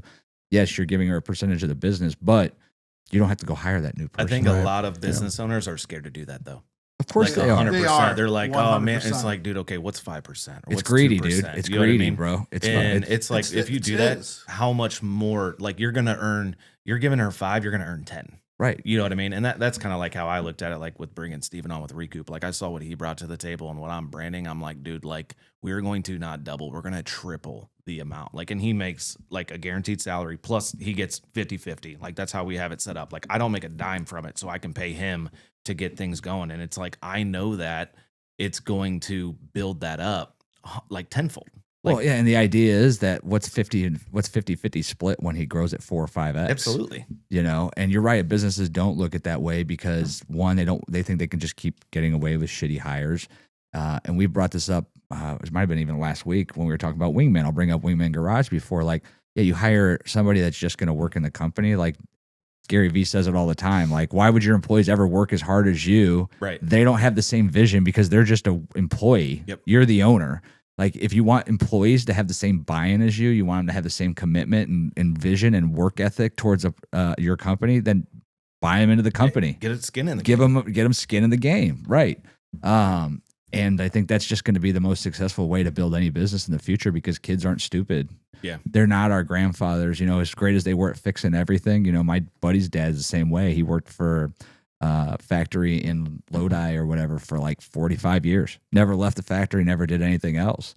I think his son, my buddy, would have done the same thing if the dealership him and I worked at didn't end up closing down and selling. He was a mechanic there. By 20, he was one of the top mechanics there. And he was grossly underpaid to the point where when we shut down, he had to go find another mechanic. It was almost like a $10 an hour increase because of how skilled he was. And then his next job, like immediately after that, was like another $5 increase. Now he works on his own. Yeah.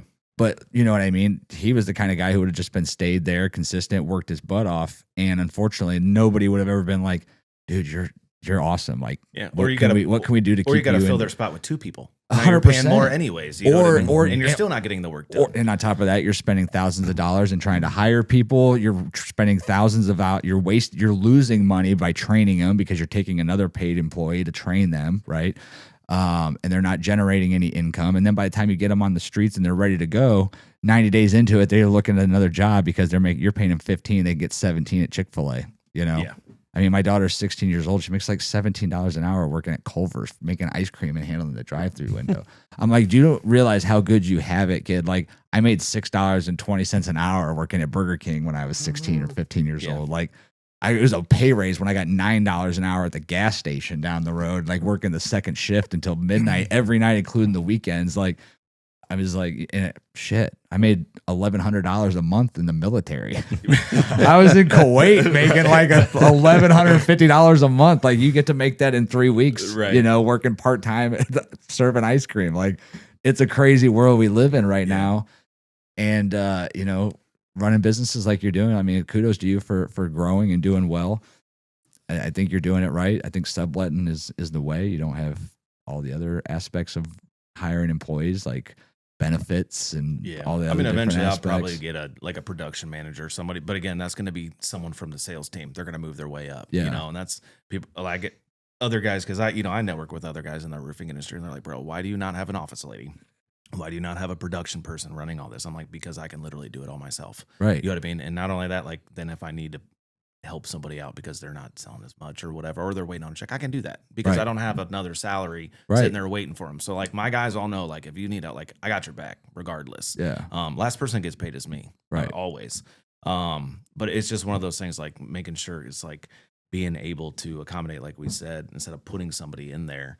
You know, eventually we'll get to that point, but it's going to be somebody who's worked their way up and they're going to get it. And then they will have a nice fat salary. And that goes, I think that talks about this new generation of business owners too, is I think that generally a lot of new businesses now operate on smaller profit margins and do more for their employees because I think they've realized, like the successful ones anyway, Yeah. the ones that are doing the best, like you hear about Starbucks, like they offer scholarships to their students that are working through college and working at Starbucks. Like something like that's small. It's not talked about a whole lot occasionally, but Still like, goes a long way though. absolutely. I mean, if you do one thing to help people out, or like you said, if kids like short on funds and something happens where his car breaks down and he can't make his car payment because he had to spend $300 fixing it, and he knows his boss is there to take care of him. Man, I'm gonna tell you what. If my boss asked me to do something a little extra, I'm be like, I'm gonna remember that time. Yep. Hopefully, Yeah. hopefully that's and the case. it's helped out because like one of my guys, he's been approached by other people and he's like, you could make more over here. And he's like, well, number one, Trent's helped me out. And then two, he's like, I understand that I'm learning, what I mean? He's basically an apprentice. So he will be paid more. I mean? He's just going through the motions right now, but other people are trying to snag him. Oh, you can go make 25, 30 over here right now. And he's like, yeah, but how far will I get after that? You know what I mean? Where me, there is no limit. Well, not only that, but small company, hands-on, you're there, you did the same process that you're asking them to go through for you. You go to a big roofing company, yeah, you can make 3, 4, 5, 6 times more the first year. You could also make the same or less and then get spit out and chewed out because you didn't make it. And then you're going to come back to me and be like, hey, can I have that job back? Like it didn't work out. I didn't do well. Like, where's your commitment level? Because the next guy that comes around, the next time a job offer comes around, you're going to do the same thing. Yeah, ton of like in the roofing industry, at least, and maybe that's just the sales side. Like even in the car industry, like those turnover, those salespeople are hopping. You know what I mean? Who's going to take care of me? Oh, grass is greener over here. They'll take care of me. They sell more cars than they do. Yep. Yeah, because they lose the one of the things I try not to do is move at all when I was in the dealership world. Even if I wasn't happy, like there was times I got looked over for a man's position and I was a top guy for a year, 2 years in a row. The reason they looked me over is because, well, they didn't want to lose the production. Right. I still stayed. Why? Because I also knew that while that was beneficial to them, what was beneficial to me was that one, if there was ever what, a house deal is, if a manager or a owner ever had a deal, like they knew I was going to take care of them, I got that deal. Yeah. I also know that the longer that I was at a location, like we go back to that return on investment, right? Those free deals. If I sold 20 cars a month for 6 months in a row, that was going to generate me at least 2 deals the next 6 months. If I stayed, if I did it right, if I treated everybody the right way. But then 2 years from now, those 20 cars a month that have really added up, and now they start turning into 4 or 5 deals a month. So the return on investment's there for me as well. Right. But most people don't look at it that way. They look at it as like, okay, well, Trent's only doing, with his crews and the way that they do business, they can only do 200 jobs a year. How much more money? This company, they do 2,500 roofs a year, 5,000 roofs a year. I could sell way more roofs, but they don't think about the stuff like, well, they take longer to pay you. They take longer to go through the process. They have so many jobs that their installation crews can't keep up, so it takes you longer to get a commission. Right. Like then there's all these other aspects that they don't understand because they haven't been there before. They have to make that mistake in order to see it. That was one of my biggest things I took away from all these other roofing companies I worked for. It was like I saw how slow the process was, and I'm like, why is it this slow? You know what I mean? Like, okay, you collect the check from the homeowner, you're turning it into whoever you're doing it, then it goes to production. You know what I mean? That takes a week for them to schedule. And I'm like, dude, I could have had like 7 roofs put on by then. You know what I mean? And that's what we do. Like multiple times, like if I get a check on a Monday, like I can install that Friday because I have enough crews to be able to do that. Like it's just one phone call. Like, hey, you got an opening? Sweet, let's bang it out. Right. That's the best thing with us is like if we want to accommodate 20, 30 roofs a week, 100% we could do it. That's why I'm trying to show these guys the vision. Like Shingle, I just don't know how big I want to get. You know what I mean? That's the big thing. That's where like I think I'm just find a happy medium, and then we build and promote these guys up to where I just kind of oversee, and then we go into maybe property management. Like, well, you just never know. And that's where those expansion starts to take place. Okay, like I'm ready to expand when it means I can expand, make additional money, promote somebody to do the extra work so that I don't lose my work-life balance. That's become so important. And that's where, like my wife's like, you started this to have the work-life balance. And I'm like, well, it is building a business and things like that. But I'm trying to stay focused on like, hey, like bedtime with Alice at 8, she's always asking for cuddles. Like that's very important to me, and it's important to them. Of course. Spending the time like weekends. Oh, they'll remember that. Even if you missed a couple of softball games later, they're going to remember like, no, Dad was always home to tuck me in. Dad was always there for it. Yeah, and that's huge for me. And I stress that with the guys all the time. Like they'll hit me up. They're like, hey, like I can't hit that. I'll be like, you know what? Like I was with my family last night. I'll go take that appointment for you. Like I have no problem doing that. You know what I mean? Like make sure you're getting that time. If you've been out hustling all week, like I'll take over your appointment for you. Like no problems asked. Because that's helpful for them. Like, dude, like if your wife is hounding on you and you're stressed out, you ain't going to sell. Right. at all. Yeah, we all know what that's like. Yeah, it's horrible. It's like the old joke, like take whatever garbage you brought to work with you that's causing you all the issues, put it in a bag and leave it by the street. Yeah, that's fugazi.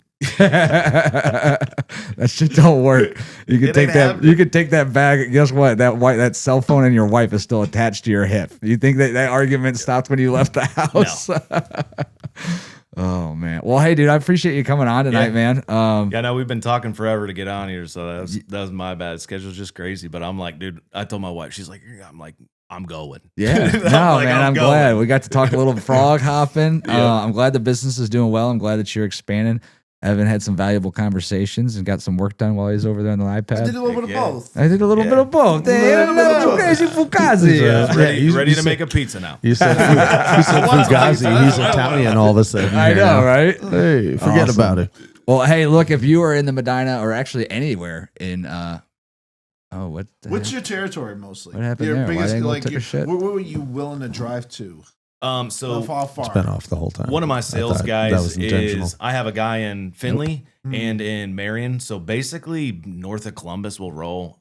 But it is Shingle Monkey of Ohio. So like I'll figure it out. Like if you want, you're in Cincinnati and you need help, we'll have somebody come look at it. Yeah, and the other thing too is you're a subletter or a subcontractor out there, and you're looking to get yourself in. I mean, obviously you've got work to go, and it's always interior, exterior. Like I said, I know that Greg, who does gutters for you, says you treat him well. You can call him all the time. You've always got good work, and I'll be paying him tomorrow. Yeah, Meeting awesome. up with him tomorrow. So, don't hesitate to reach out at Shingle Monkey on Instagram, right? Yeah, it's just Shingle Monkey on Instagram. We're bigger on Facebook, but we're trying to get traction on Instagram. I mean, that's all counts, Facebook's right? where the leads are at, really. Next, you're gonna have to hire yourself a TikTok maker. Well, no, you just need to hire him. He's got the new drone. He can fly above your head. There we go. Oh, dude, we could do some awesome drone day in the footage, man. life. Yeah. He's got I like the it. brand new drone that's not even released Let's in the play U.S. with it. Oh man, here we go. Yes. All right, everybody. Hey, David, thanks for making a special stop in from your trip from Boston. Yep. Hell yeah. Later, guys. Later. Good night, everybody. Good night, everybody. See ya.